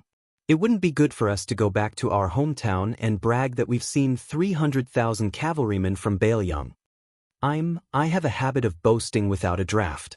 Now How about you take us to the southern border of Beiliang and then we go on our own? Of course, Su Fengyan wouldn't drag his feet for them. He couldn't slow down his pace towards Hutsu City. He could only shake his head. If it weren't for the current situation and a year or half a year ago, it wouldn't be a problem to take you to Liangzhou Pass to see the scenery beyond the Great Wall, let alone the southern border of Beiliang. Shen Changing didn't get angry. He patted Su Fengyan's shoulder and laughed. It's okay. I'll go back and let them know. But you owe me a drink. How about it? Shen Changing turned around and jogged a dozen steps. Suddenly, he turned his head and asked, "Oh right, if we go to Beiliang in the future, how can I find you for a drink?" Su Fengyan was about to speak when Zhang Chunlin looked at Shen Changing, who was slow to react. He laughed and said, "What a coincidence. I'm also going to Liangzhou soon. If you don't mind, let's go together?" Shen Changing was a little surprised. He asked tentatively, "Won't it trouble you?" Zhang Chunlin's smile was intoxicating. He said loudly, "I promise to eat meat and drink wine along the way. How about it?" Then, Zhang Chunlin turned to look at his three friends with a gloating expression. "Chen Jingyong," she retreated. "Kai Yongjia, what do you say? Do you dare to follow our agreement and go to the border of Liangzhou with me after this matter is over?" Chen Jingyong, who was the most handsome of the three, smiled and said, "Why wouldn't I dare?" The young man with the most conceited expression crossed his arms. "I dare to go to the battlefield and kill the barbarians in person. Why wouldn't I dare to go to Liangzhou? If that vassal king really had the magnificent feat of personally leading an army to appear at the mouth of the gourd, and if Su Fengyan's piece is among the 300,000 stone steels on Mount Qingliang, then after we retreat, there's no harm in me leading his horse." The other young man, who was dressed in a scholarly robe, said with a smile, "I like the little girls in Yanji County the most. As for fighting, I don't like it very much, but I'm not afraid of it either." Su Fengyan smiled and said goodbye to them. He led his horse away. Chen Jingyong glanced at Zhang Chunlin, whose eyes were wandering for thousands of miles, and asked softly, "Who is it? When we met Fairy Lu at the drum platform, I didn't see you so distracted." Zhang Chunlin smiled and said, "You'll know in the future." Just as Su Fengyan left the crowd and mounted his horse to gallop north, the woman in purple was no longer standing on the roof of the tall building. Then, the woman's words spread throughout the world in the late spring of the second year of the auspicious era. At this moment, she stood with her hands behind her back, like a female emperor sitting in the north facing the south. 6 bloody heads were placed near the bottom of his feet. "There's a guy who was with you just now, and now he's secretly heading north. If I'm not wrong, he's rushing to Huda City, which is under the siege of Beimang's million-strong army. This person probably just fought with someone from the northern part of the western regions to the southern part of the western regions. The two of them have been fighting for almost a month, more than 1,000 miles. He didn't win, so he's too ashamed to meet others. His opponent is called Tuoba Bodhisattva. I'm not interested in the Battle of Liangmang, and I don't have a good impression of him or Beiliang. Besides, I'm just the woman that person mentioned. Going to the battlefield to kill the enemy has always been a man's job. It has nothing to do with me, Xianyuan Qingfeng. What does it have to do with me? There are nearly 4,000 people here, and more than 3,700 men. Other than the 62 members of the Fish Dragon Gang, there's no one else from Beiliang. During this year's Qingming Festival, there's a place called Mount Qingliang in Beiliang. 36,872 names have been carved on the steel forest behind the mountain. As for the Beimang barbarians, nearly 100,000 people have died in Liuzhou, Liangzhou, and Yuzhou. At this point, she kicked the 6 heads off the roof one by one. I, Xianyuan Qingfeng, have already killed the 6 demons. There's nothing for you to do. So now, I only have one question for you. Beiliang has only 2 million households, and more than 30,000 people have died. How many people from Liang and the Central Plains have died in battle? And how many people dare to die in battle? If I remember correctly, Liang dynasty, after the reformation at the end of Yonghui dynasty, has 12 provinces, 63 prefectures, and more than 270 counties besides Beiliang. Millions of Beimeng barbarians are already at the border. Where are the men of Liang? There was a deathly silence inside and outside the town. The woman on the roof sneered, and it was unusually ear-piercing. Finally, a clear voice rang out in one of the taverns in town. Jinggan Province, Qingzhou Hanlin County, Quicksnow Villa, Yuqiuquan, here. I'm willing to go to the border. The woman on the roof laughed. How strange. It's a woman. Then, someone at the entrance of the town said loudly, Dongyue Province, Wu Province, Zhang Chunlin, is willing to die outside Beiliang. Peach Blossom County, Gangnam-do, Hazmi, Qinjingyong. Huainan Province, Pring Province, has retreated, only seeking death. Qingzhou Province, Xiangfan City's Kai Yongjia, dares to fight to the death at the border. A slightly weak voice rang out, but it sounded more heroic and solemn. Yanglu County, Gangnam-do, Xinchanging is here. Nanjiang Province, Wenxian County, Bazhou, Xuetao is here. Voices rose and fell one after another, continuing without end as if there was no end to them. Far to the north of the town, a rider stopped, but he didn't turn around. This young man who dared to slay dragons, who dared to fight to Oba Bodhisattva for thousands of miles, didn't even dare to look back at this moment. Beiliang was at the northwest gate. The Central Plains was behind him. Beiliang cavalry was the best in the world. The spearhead had been facing north for 20 years. However, it wasn't the Central Plains in the eyes of most of the civil officials in Liang. When had the real Central Plains ever lacked heroism? This rider began to gallop wildly. Chapter 1493. In addition to the 3 provinces and 6 ministries, Liang had established 6 academies.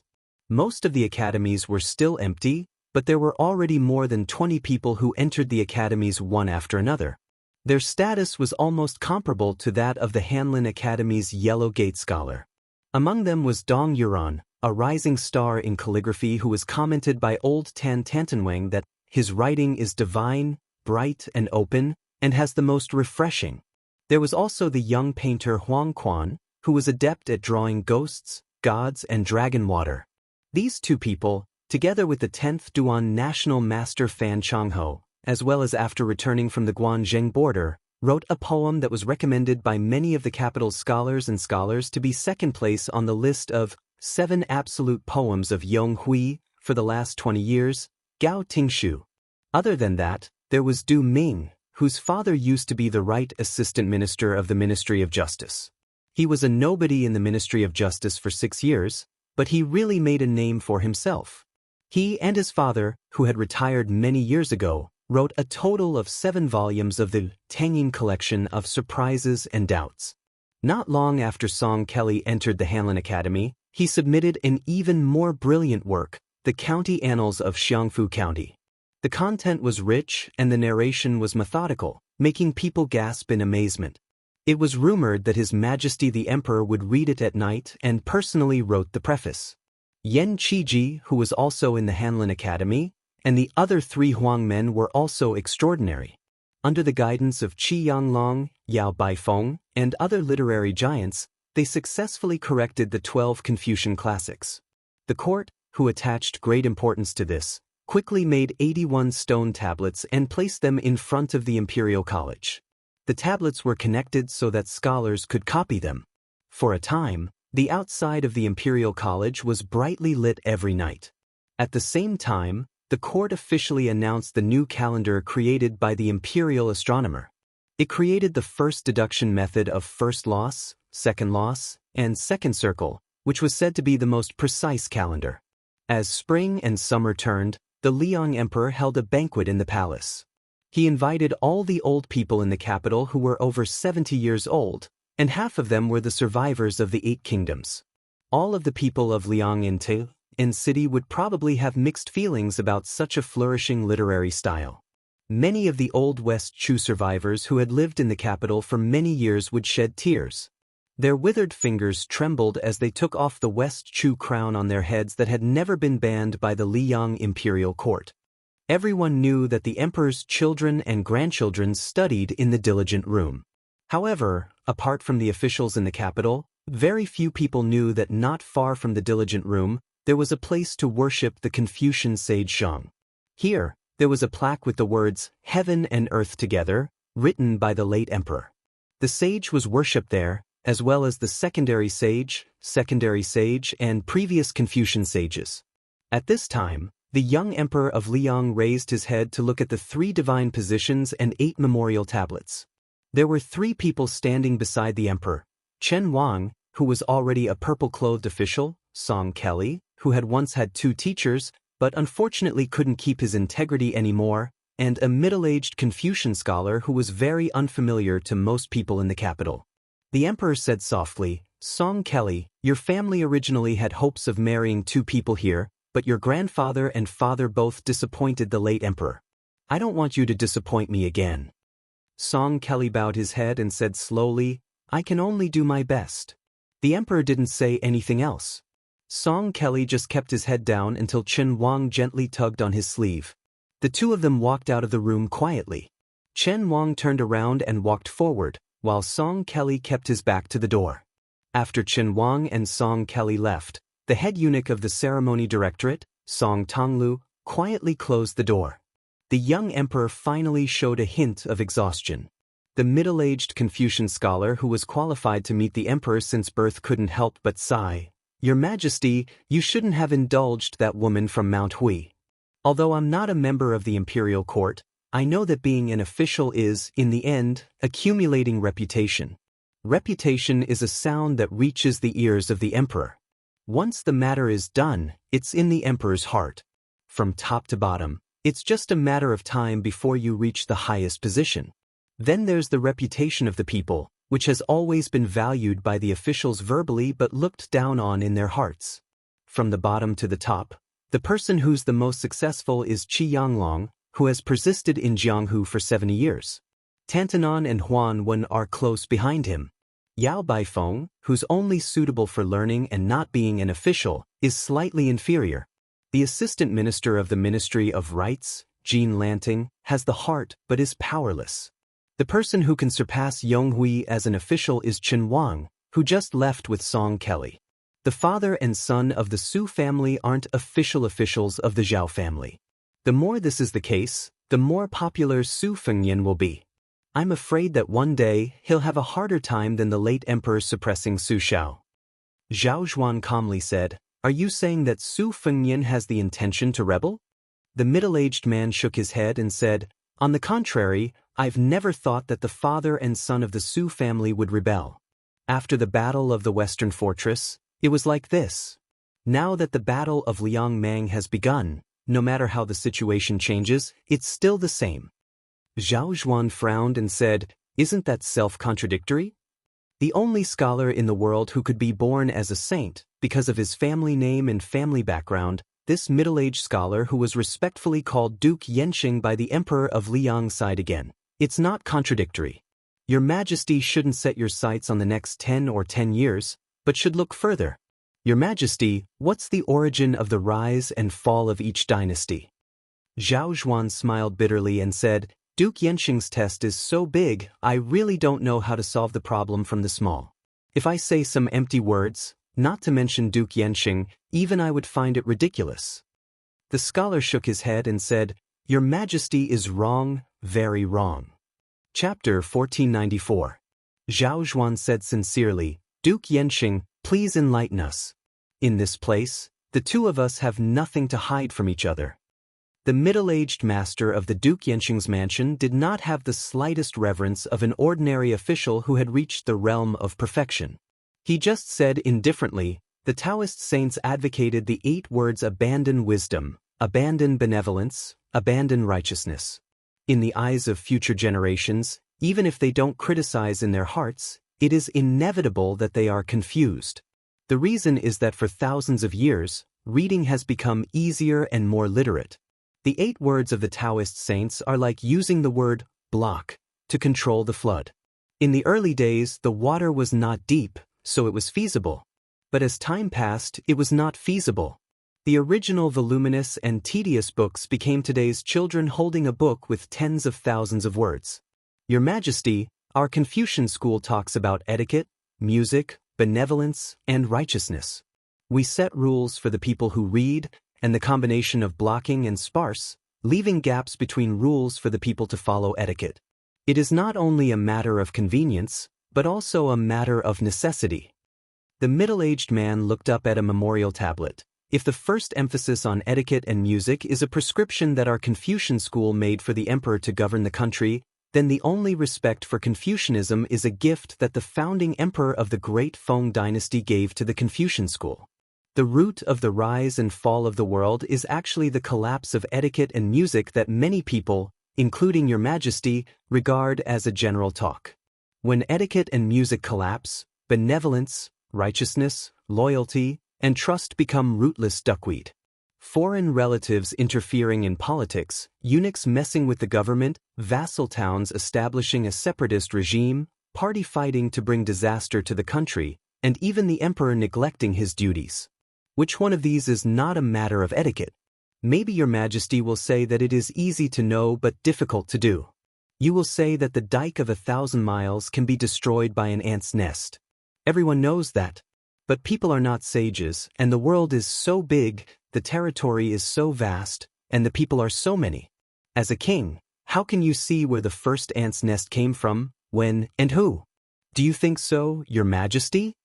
Zhao Zhuan smiled, seeing a little to know the whole, and being immortal is a realm that only the masters of the finger Xian can reach. Zhen studies are still SOSO, but practicing martial arts is really killing me. The middle-aged man also smiled knowingly. He stretched out his hand and opened his 5 fingers to grab the air. By the way, the reason why Su Fengnian is the biggest problem of our dynasty is not that he is disloyal, nor is he unjust.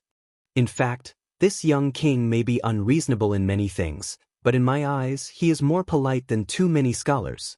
It's just that Su Fengnian and Zhang Julu were cut from the same cloth. They were working for the country, but they were not necessarily willing to work wholeheartedly for the sake of the emperor. Zhang Julu set up a dragon gate for the poor people in the world. Maybe in less than 300 years, when the emperor sits on the dragon throne, he doesn't need to pay attention to background at all. In addition, Su Fengnian is invisibly adding fuel to the fire. The deeper the imperial court suppresses Bailiang, the more meritorious the Su family will be. This trend may even be shortened by 100 or even 200 years. I, the Yansheng Duke, am not a saint. I can't see as far as Huang Longshi can see. I can only try my best to do things under my nose. Many sages had good intentions. They did not hesitate to die to open a new path for the future generations. Unfortunately, the future generations may not be grateful to them. The more paths they can take, the more they want to take shortcuts. At that time, when the 100 schools of thought were contending, the people's wisdom was enlightened. Therefore, the Taoist saints' inaction rule was completely reduced to empty talk. The emperor's dream of ruling by bowing down to rule was even more extravagant hope. Perhaps in the future, my Confucianism will also be in deep trouble like this. As the emperor of a country, the late emperor was actually wise enough. Unfortunately, he met Su Shao and Zhang Julu. The middle-aged man did not continue. He sighed with emotion. I'm just a scholar without the strength to trust a chicken. I'm far inferior to Zhang Julu when it comes to ruling the country. I'm far inferior to Yuan Benshi when it comes to planning the country. I'm far inferior to Su Fengnian when it comes to defending the country. I'm far inferior to Xie Guaniang when it comes to creating chaos. I'm far inferior to Huang Longshi when it comes to foresight. But I have one thing that they can't do. Or more accurately, they are not willing to do it. That is to abide by their duties. The reason why I specially asked Your Majesty to bring Song Kelly today is very simple. It is because I like his name. I also want Chen Wang, whom your majesty has high hopes for, to understand my painstaking efforts. Zhao Zhuan turned to look at the scholar from the Zhang family who never left the house. He suddenly thought of a famous case that shocked the three sections. When the current Yansheng Duke was young, an eminent monk from the southern sect came from afar. The other guests in the residence asked 3 questions in succession. Kill 1 person and save 100 people. Do you kill the monk? Kill 100 people and save 10,000 people. Do you kill the monk? Kill 10,000 people and save 1,000,000 people. Do you kill the monk? The eminent monk was silent. No one knew if he had nothing to say or if he had the answer but found it hard to say. It was said that at that time, the young man who had yet to inherit the title of Yansheng Duke slammed the table and stood up. He was furious and scolded the monk for being obsessed with becoming a Buddha and not daring to kill to save all living beings. He was that *T monk. The middle-aged man suddenly said, "Other than promising your majesty that I will go to Guangling Road to deal with Chao Changqing who has turned into a Ba Dao, I also want to tell your majesty one thing." Zhao Zhuan nodded and said, "Go ahead, Yansheng Duke. The Bailiang cavalry can be here." The middle-aged man paused for a moment and then said in a low voice, "But Su Fengnian must die. Especially if Bailiang defeats Beimeng, it will be even more so." Zhao Zhuan nodded expressionlessly. The middle-aged Confucian turned and walked to the door first. He pushed the door open and stepped over the threshold. The sun was in the middle of the sky. He looked up at the sky and raised his hand to block the dazzling sunlight. He whispered softly, "So he is a *T saint." Chen Wang walked alone in the palace. He stopped and took out a small piece of redwood that had been fragrant for a long time. He put it at the tip of his nose and sniffed it. He looked up into the distance and said softly, "Hey, there is no wind or rain in Great Peace City. What about you?" Chapter 1495. The wind rose above Bailiang. At the border between Liangzhou and Liuzhou, a group of about 10 people slowly traveled from east to west. There were old men who lifted the curtains and sat outside the carriage. There were middle-aged knights who carefully guarded the carriage. There were also young men and women who were attracted by the vast scenery in the northwest. They finally couldn't help but spur their horses forward and compete with each other in riding. At the front and back of the group, there were 2 steady men who gave off the aura of Jianghu. From time to time, they would pay attention to their surroundings in case something unexpected happened. The white-haired old man who was clearly the backbone of this group sighed with emotion. The summer solstice, pointing to the southeast, should have been a great time for all living things to grow up. The vegetation is already like this, but who knows how many people will die. The coachman was an old man of about the same age. However, because he was a martial arts grandmaster, he was much more vigorous than his good friend behind him. After hearing his old friend sigh with emotion, he didn't say anything. In his heart, he was very confused as to why his good friend didn't choose to show off his ambitions in Great Peace City. Even if he was slightly inferior to the head of the secretariat, he was definitely not far off. At the very least, he could be on par with Yao Baifeng, who had just become the first scholar of the 6 academies. However, since his old friend said that he wanted to come to the chaotic Bailiang, he naturally wouldn't refuse. Without another word, he brought 2 juniors from Jianghu who, like him, disdained to participate in some martial arts convention. They escorted his good friend's group from Shangyin Academy to Bailiang, which was located at the northwest border. However, he had his own bottom line. If his old friend went straight to Liangzhou's Qingliang Mountain, then he would only send him off to the outskirts of Liangzhou's capital. He definitely wouldn't take half a step into the city. After all, when the old Liang king led the Su family into Jianghu, one of them was his sect. Even though so many years had passed and his sect had long since retired, the old man still hadn't untied the knot in his heart. Fortunately, on this trip to the northwest, they only strolled around Shiguang City in Yuzhou.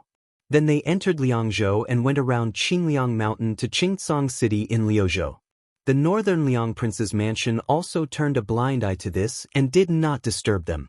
Although the second princess of northern Liang, Su Weisheng, was one of the inner disciples of her good friend, Han Guzi, and Su Huang, Sima Kan, Lu Duanmao, and the others in the caravan were also her fellow disciples. The old man whose reputation in Xianxia Academy was close to that of Grand Chancellor Qi Yanglong laughed softly. It's the beginning of summer. On this day, the Liang Emperor will lead the civil and military officials to the southern outskirts of Great Peace City to welcome the summer. Whether it's the emperor, who always wears a yellow dragon robe during court meetings, or the court officials who are always in yellow and purple, they all have to wear vermilion ceremonial robes under the constant reminders of the officials from the Ministry of Rites. After the ceremony, the emperor will open the ice cellar in the palace and give the ice that was stored last winter to the officials who were evaluated as superior by the Ministry of Personnel. It's a pity that my unofficial disciple, Su Gong, who is the assistant minister of the Ministry of War, was somewhat implicated by his junior sister Su and had to stay in Liangzhou to patrol the border. Otherwise, he would definitely have a share. Oh right, old song, your hometown has the custom of drinking spring wine to celebrate the arrival of spring, right? The coachman nodded and said in a muffled voice, we've already finished the wine we brought when we set out. Under the suggestion of that provincial governor Mi from Lingzhou, alcohol is now banned everywhere in Beiliang. The most we can buy is green ant wine. I don't want to drink this wine. Han Guzi said helplessly, Song Xinxing, oh Song Xinxing, why are you, an old drunkard, getting angry at green ant wine? Aren't you just looking for trouble? If you really have the ability, then go fight with that young great-grandmaster surnamed Su. The coachman became more and more annoyed. He snorted coldly. I can't beat him. If I could beat him, I would have drunk hundreds or thousands of caddies of green ant wine. While the two old men were chatting, 4 or 5 riders galloped toward them from afar. Other than Han Guzi's granddaughter, Han Guxiu, the others were the old man's favorite students. The oldest man was in his 40s. He was recognized as a master of the art of war but refused to enter the imperial court, Su Huang. There were also Sima Qin, who was in his early 30s, and the handsome Lu Duanmao of the School of Legalism. As for the woman with a cold temperament, she was a strange martial arts genius known as the Living Armory, Jean Bauscher. Since childhood, she had shown an amazing talent of eidetic memory. She had read all the martial arts secret books of all the major sects in the world, but she did not practice martial arts. Among them, Lu Duanmao's appearance was the most unbearable to look at. His skull was sunken, his nose was sunken, and his teeth were exposed. He had the appearance of someone who was destined to die young and be poor. Especially when he was together with Jin Baochu, who had an outstanding posture, he looked extremely ugly. If an ordinary timid girl looked at him, she might have nightmares at night. After Su Huang approached the carriage, he softly said, Sir, just now, 3 li to the north, we encountered northern Mang scouts. Judging from their attire, they should be Lu Gui's subordinates, the Black Fox Guard. There are close to an entire unit of men and horses, and they should be coming for us. If nothing unexpected happens, a cavalry troop will slaughter their way out very soon. Based on Liang Mang's similar scouting regulations, the number of cavalry behind the marking post was linked to the number of people. At the very least, there were over 1,000. The Beimang cavalry following behind us is only 500. If we continue to move forward, they may not be able to enter the battlefield in time. Should we go south or turn back to buy time for the 500 Beimang cavalry? Han Guzi had a geomancy map on his knees. After looking around, he stretched out his hand and quickly pinched his fingers. He smiled and said, It's a good fortune. It's okay. We can continue to move forward. Even if the sky falls, there will be someone to hold it up. Su Huang smiled and didn't say anything else. It wasn't just him, everyone believed this without a doubt, directly ignoring the large-scale northern Mang cavalry that was about to arrive. It was not that they were arrogant or that they relied too much on the martial arts Grandmaster Song Xinxing's combat strength. It was because their teacher, Han Guzi, was an erudite man. He knew the ways of the world and was flawless. When Huang Longshi was just an ordinary student in Xianxia Academy, he was extremely conceited. Thus, there was a saying, apart from the grain, there is no one else. Chapter 1496. The group of people ignored the Beimang cavalry and continued their journey west into Liuzhou. Jin Baosher couldn't resist Han Guxiu's coquettish behavior and had no choice but to agree to ride on the same horse. They whispered to each other about women's private matters. Even Jin Baoshi, who was as cold and arrogant as Su Weisheng in Shangyin Academy, had a slight smile on her face. Lu Duanmao rode side by side with his two senior apprentice brothers Su Huang and Sima Ken. He asked curiously, "Senior apprentice brother Su, compared to the fierce battles in Liangzhou's Huda City and Yozhou's Heluku, the confrontation between the two armies in Liuzhou's Qingcang City is particularly quiet. Other than a small skirmish between light cavalry, there are no other movements. So, are we going to fight or not?" Su Huang, who was familiar with military books, smiled and said, "You have to ask Sima Can. It's useless to ask me." Lu Duanmao was stunned. Sima Can, who was focused on studying the art of vertical and horizontal maneuvering, smiled and said, "Whether we fight or not, we don't have to look at the Beiliang's Longxiang army or Beimang's great general Lu Gui. We have to look at the southern imperial court further north." Lu Gui, who was praised by the Empress of Beimang as a half-human butcher, has now become the biggest laughingstock on the border of Liangmang. The southern imperial court of the northern barbarians is in an uproar. They all want to remove Lu Gui's position as the commander of the Western Front and give it to the king of the northern imperial court, Tuoba Bodhisattva. However, at this sensitive time, the king of Beiliang helped us a lot. Didn't we hear about it a few days ago? This young king of Beiliang and the king of the northern imperial court, Tuoba Bodhisattva, who had already entered Liuzhou, had a fierce fight. The two martial arts masters fought each other in pairs for thousands of miles. When Sima Can said this, Su Huang, who had a beautiful beard, twirled his beard and smiled. He seemed to be fascinated. Lu Duanmao, on the other hand, snorted coldly. Clearly, he didn't have a good impression of the most powerful young king of Beiliang dynasty. Sima Can continued, "Speaking of the three fronts of Beimang, the king of the southern imperial court, Dongzhou, is in the middle. General Yang Yuanzhan is an old fox who knows the rules of the imperial court. He took the initiative to recruit many disciples from the northern and south of Beimang. Zhong as the vanguard, Zhong Tan is an example. Yang was the example of Zhong's was who was. The vanguard, Zhong's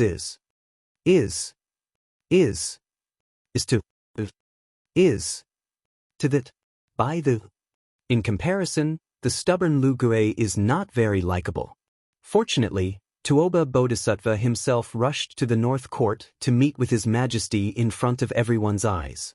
This Beimang war god deliberately lowered his stance midway and didn't hesitate to use his status as the deputy commander of the Western Front to discuss military matters with Lu Gui.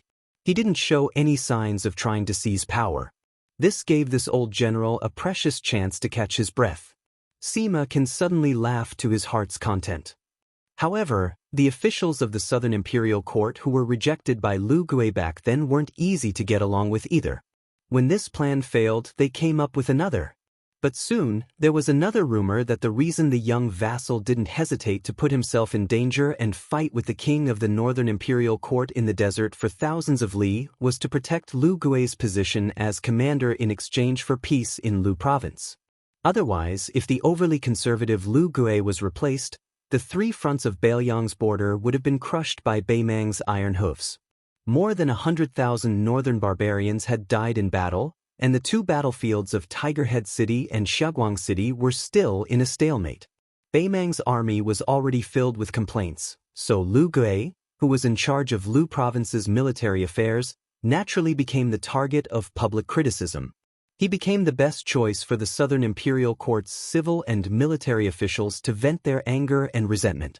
The old woman of Beimang, who has always trusted Lu Gui, probably wouldn't suspect the Eastern Front because of these rumors.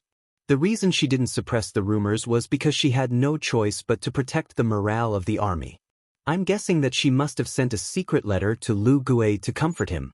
Sima Can gazed into the distance with a grave expression.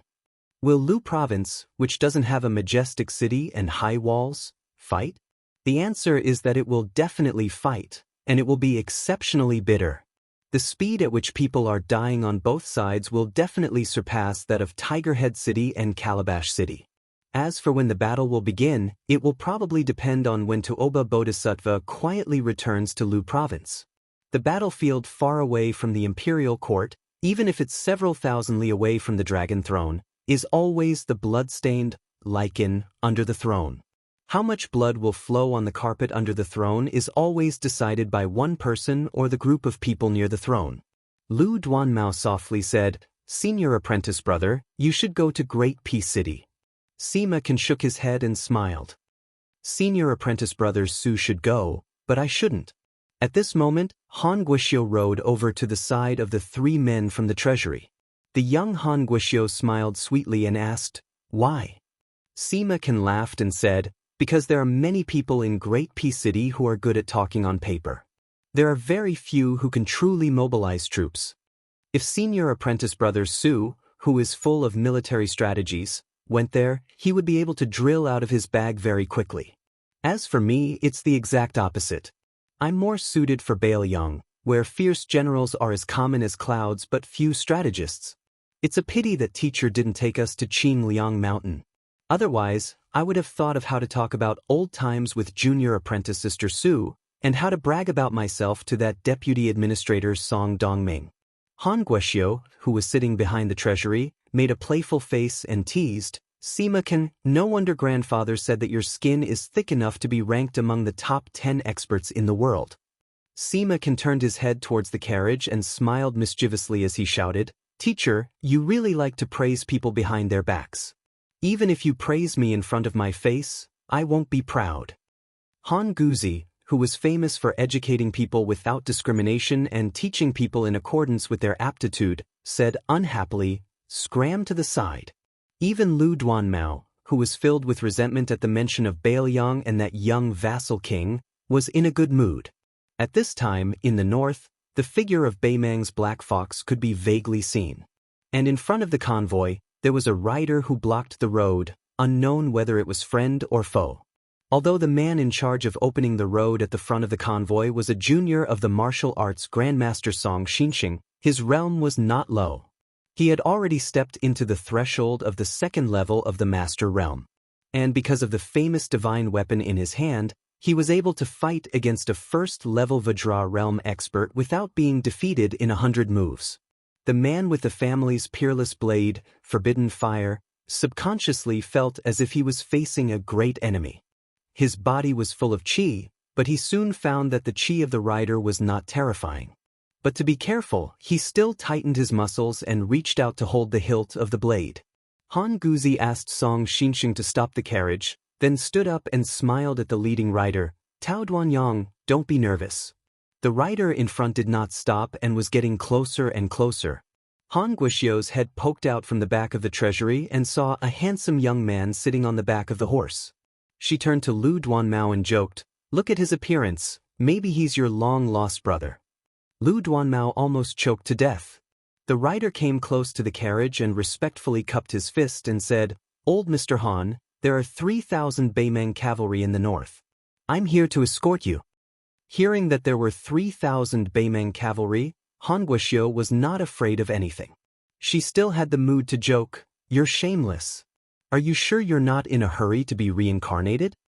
Then she turned her head and shouted, Sima Can, you've met the same top 10 experts. Hurry up and compare your shamelessness." Chapter 1497. In the midst of the girls' teasing, Long Shangfeng gradually gained momentum. Everyone's clothes began to flutter in the wind, making whining noises as if they were crying. It made the young knight look even more spirited and bright. Perhaps praising him as, "What an immortal from heaven," was not an exaggeration. It was unavoidable that people would be surprised that such a barren and fierce cold land could nurture such a playboy who could make the famous scholars of Jiangnan feel ashamed of their inferiority. Therefore, even a proud and spirited woman like Jean Bauscher had to admit that this uninvited guest, regardless of his martial arts cultivation, at the very least, his appearance was extremely good. If he was in the scholarly world of Jiangnan, which valued etiquette the most, this person could easily become a distinguished guest of those noble families. The old man seemed to have already recognized the young man's identity. His eyes were complicated, with the kindness of an elder, the pity of an outsider, and the gratification of seeing a fellow traveler. Under the scrutinizing gaze of the crowd, The young knight who had threatened to perform the duties of a host under the hooves of thousands of Beimeng cavalry skillfully turned his horse around and extended his hand, indicating for the carriage to go ahead. Han Guzi nodded. Song Xinxing, who was acting as the coachman, lightly waved the whip in his hand. Shoo! He urged the horse to set off again. Han Guzi had taken in a total of 8 disciples. The first disciple was Yu Songyang, who was slow in speech but quick in action. He was the famous teacher Ji Shang of Shangyin Academy. His ability to comprehend was profound, but he was also brave enough to change the classics. He had a famous argument with the Confucian scholar Yao Baifeng. The two Confucian sages exchanged letters 18 times each. Yu Songyang also had the nickname of Mr. 18 Brushes, half praised and half criticized in the literary world of Liang. Then there was Chang Sui, a great poet who acted absurdly. Then there was Su Huang, a master of the art of war who was a distant relative of Su Gong, Sima Ken of the Zhongheng family, Su Weisheng of Beiliang, Jin Baoshi of the Jin family of Langjia, and Lu Duanmao, the grandson of the Lu family of Yangling. The last one, who was relatively unknown, was the Prince Zhao Kai who went to the western regions with the silver vase and died outside the Iron Gate Pass. Among Han Guzi's disciples, there were both men and women. There were those who were gentle, refined, and strict, and there were also those who abandoned etiquette as if it were a pair of worn-out shoes. There were only 8 of them, but they were involved in as many as 5 schools of thought: Confucianism, art of war, yin and yang. The most important thing was that Han Guzi's disciples were all worthy of being called dragons and phoenixes among men. Therefore, in the Liang dynasty, this old man had the supreme reputation of Shuani. This meant that no matter when and where old Mr. Han appeared, whether it was the emperor, the ministers, or the common people, everyone who saw him had to avoid paying respects to him. As for who was the first to use this nickname, there was no proof. Some people said that it was either the Grand Preceptor of West Chu, Sun Shiji, or the State Preceptor Li Mi. Others swore that Huang Sanjia was the most arrogant old faker. In short, Han Guzi's reputation in the Liang dynasty grew as the Lu brothers of Linlang, Lu Daolin, Lu Baijie, Beiliang, Yao Baifeng, and Qianglong entered the capital one after another to become officials. The old man, who had always shut himself in and refused to pay any attention to political affairs, was becoming more and more famous. Everyone was counting on their fingers to calculate when this old man would be summoned to the capital. When that time came, not only would he be extremely noble, but he would also gradually become the Minister of Rights. In order to take care of Han Guzi's old body, the convoy continued to move forward slowly. However, the north side was already covered in dust under the hooves of the Beimeng cavalry. Soon they would arrive. The atmosphere here began to become a little strange. Even the fearless and heartless Han Guoxiu was a little flustered. From time to time, she would turn her head to look to the north, as if she could feel the violent tremors on the ground. Previously, she had used Sima Can to kill the young knight, but unfortunately, she didn't get any response. That person neither refuted nor became angry out of humiliation. This made the girl, who was used to being arrogant in Shangyin Academy, very dissatisfied. She had already thought of many ingenious backup plans, but in the end, her opponent was a guy who was even more boring than Uncle Blockhead, Yu Songyang. She was so frustrated that she almost suffered internal injuries. Han Guoxiu couldn't help but shout at the back of the rider, "There are thousands of Beimeng barbarians coming from the north. Can you do it or not? If you can't do it, hurry up and say it. Don't drag us down with you. We'll be in a mess if you do." The young knight turned his head and smiled. He joked, "Miss, you ask me if I can do it and I always say yes." Sima Can, who understood the meaning behind the words, tried hard to hold back his laughter. He was afraid that Han Guoxiu, this unruly girl, would use him as a punching bag. Jin Baoshi frowned. Her impression of this person had taken a turn for the worse. She quickly classified him as an unscrupulous playboy. The simple-minded Han Guoxiu was a little suspicious. Really? Don't puff yourself up at your own cost. When the northern barbarian cavalry comes, no one will save you. The young knight, who seemed to be in a good mood, laughed it off. Jin Baoshi turned around and knocked on the girl's forehead. She whispered, "Silly girl, don't say any more. Han Guixiu asked in a daze. Sister Jean, why did you hit me? Han Guixiu suddenly understood. She smiled and whispered in Jean Baosher's ear. Sister Jean, have you taken a fancy to this Baoyang man who looks like a dog? Sigh, it's not that I want to criticize you. This guy's appearance is not bad, but compared to my future husband, Xie Shibian, he's still thousands of miles away. My mother said that you can't judge a man by his appearance and family background. Character is more important than anything else. Baoyang men, especially those sons of generals, kill and kill all year round. They definitely have bad tempers and are uneducated. Sister Jean, I'll say this in advance. If you dare to marry a Baoyang man, we'll break off our friendship. Jean Baosher, who didn't know whether to laugh or cry, fiercely pinched the ear of this silly girl who spoke without thinking. Is Xie Shibian yours? Who was the one who cried and told me that you wrote dozens of letters to him, but he didn't reply to any of them? Just as the two girls were scratching each other's itches and playing around, the knight had already bid farewell to Han Guzi and rode away to the north. Seeing the back of the horse, Han Guixiu widened her eyes. Has this guy lost his mind? Or was I right? Is he in a hurry to be reincarnated? The girl shouted, Grandpa, who is he? You must already know, right? The old man leaned lazily against the wall of the carriage, smiling but not saying anything. Han Guixiu complained, Stingy. Su Huang, who was beside the carriage, asked softly, It's him. The old man nodded and looked at the sky with squinted eyes. He sighed, How does Chang Sui write a poem? When he was 15 or 20 years old, he captured the northern barbarian knight on foot. His iron robe was as white as snow. Jean Baosher subconsciously grasped the hilt of the sword at his waist. With a heroic spirit, he followed the old man and recited, One man can fight 3,000 miles away, one sword can fight against 1,000,000 soldiers. But what happened next stunned everyone except Han Guzi. After galloping for a mile, they vaguely saw the man stop in front of them. Then, dozens of Baimang's elite Black Fox guards suddenly turned around. Jean Baosher and the others could barely see the armored Baimang cavalry. For no reason, they slowed down their charge. Then, without hesitation, they turned around and ran away. In an instant, there was no one left. No matter what, there was an army of 2,000 to 3,000 cavalrymen. Even though the thunder was loud and the rain was small, there was no rain at all.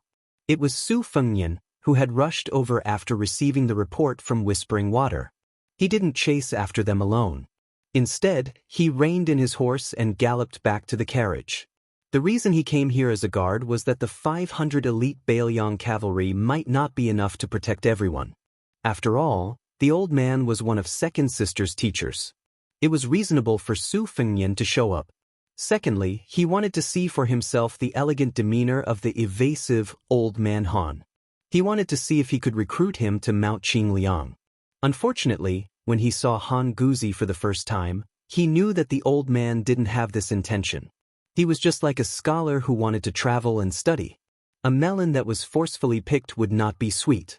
Moreover, the old man's reputation was only a hair's breadth lower than that of the head of the secretariat, Shi Yanglong. Even if Su Fengnian was one of the 4 great grandmasters, he couldn't force the old man to join him.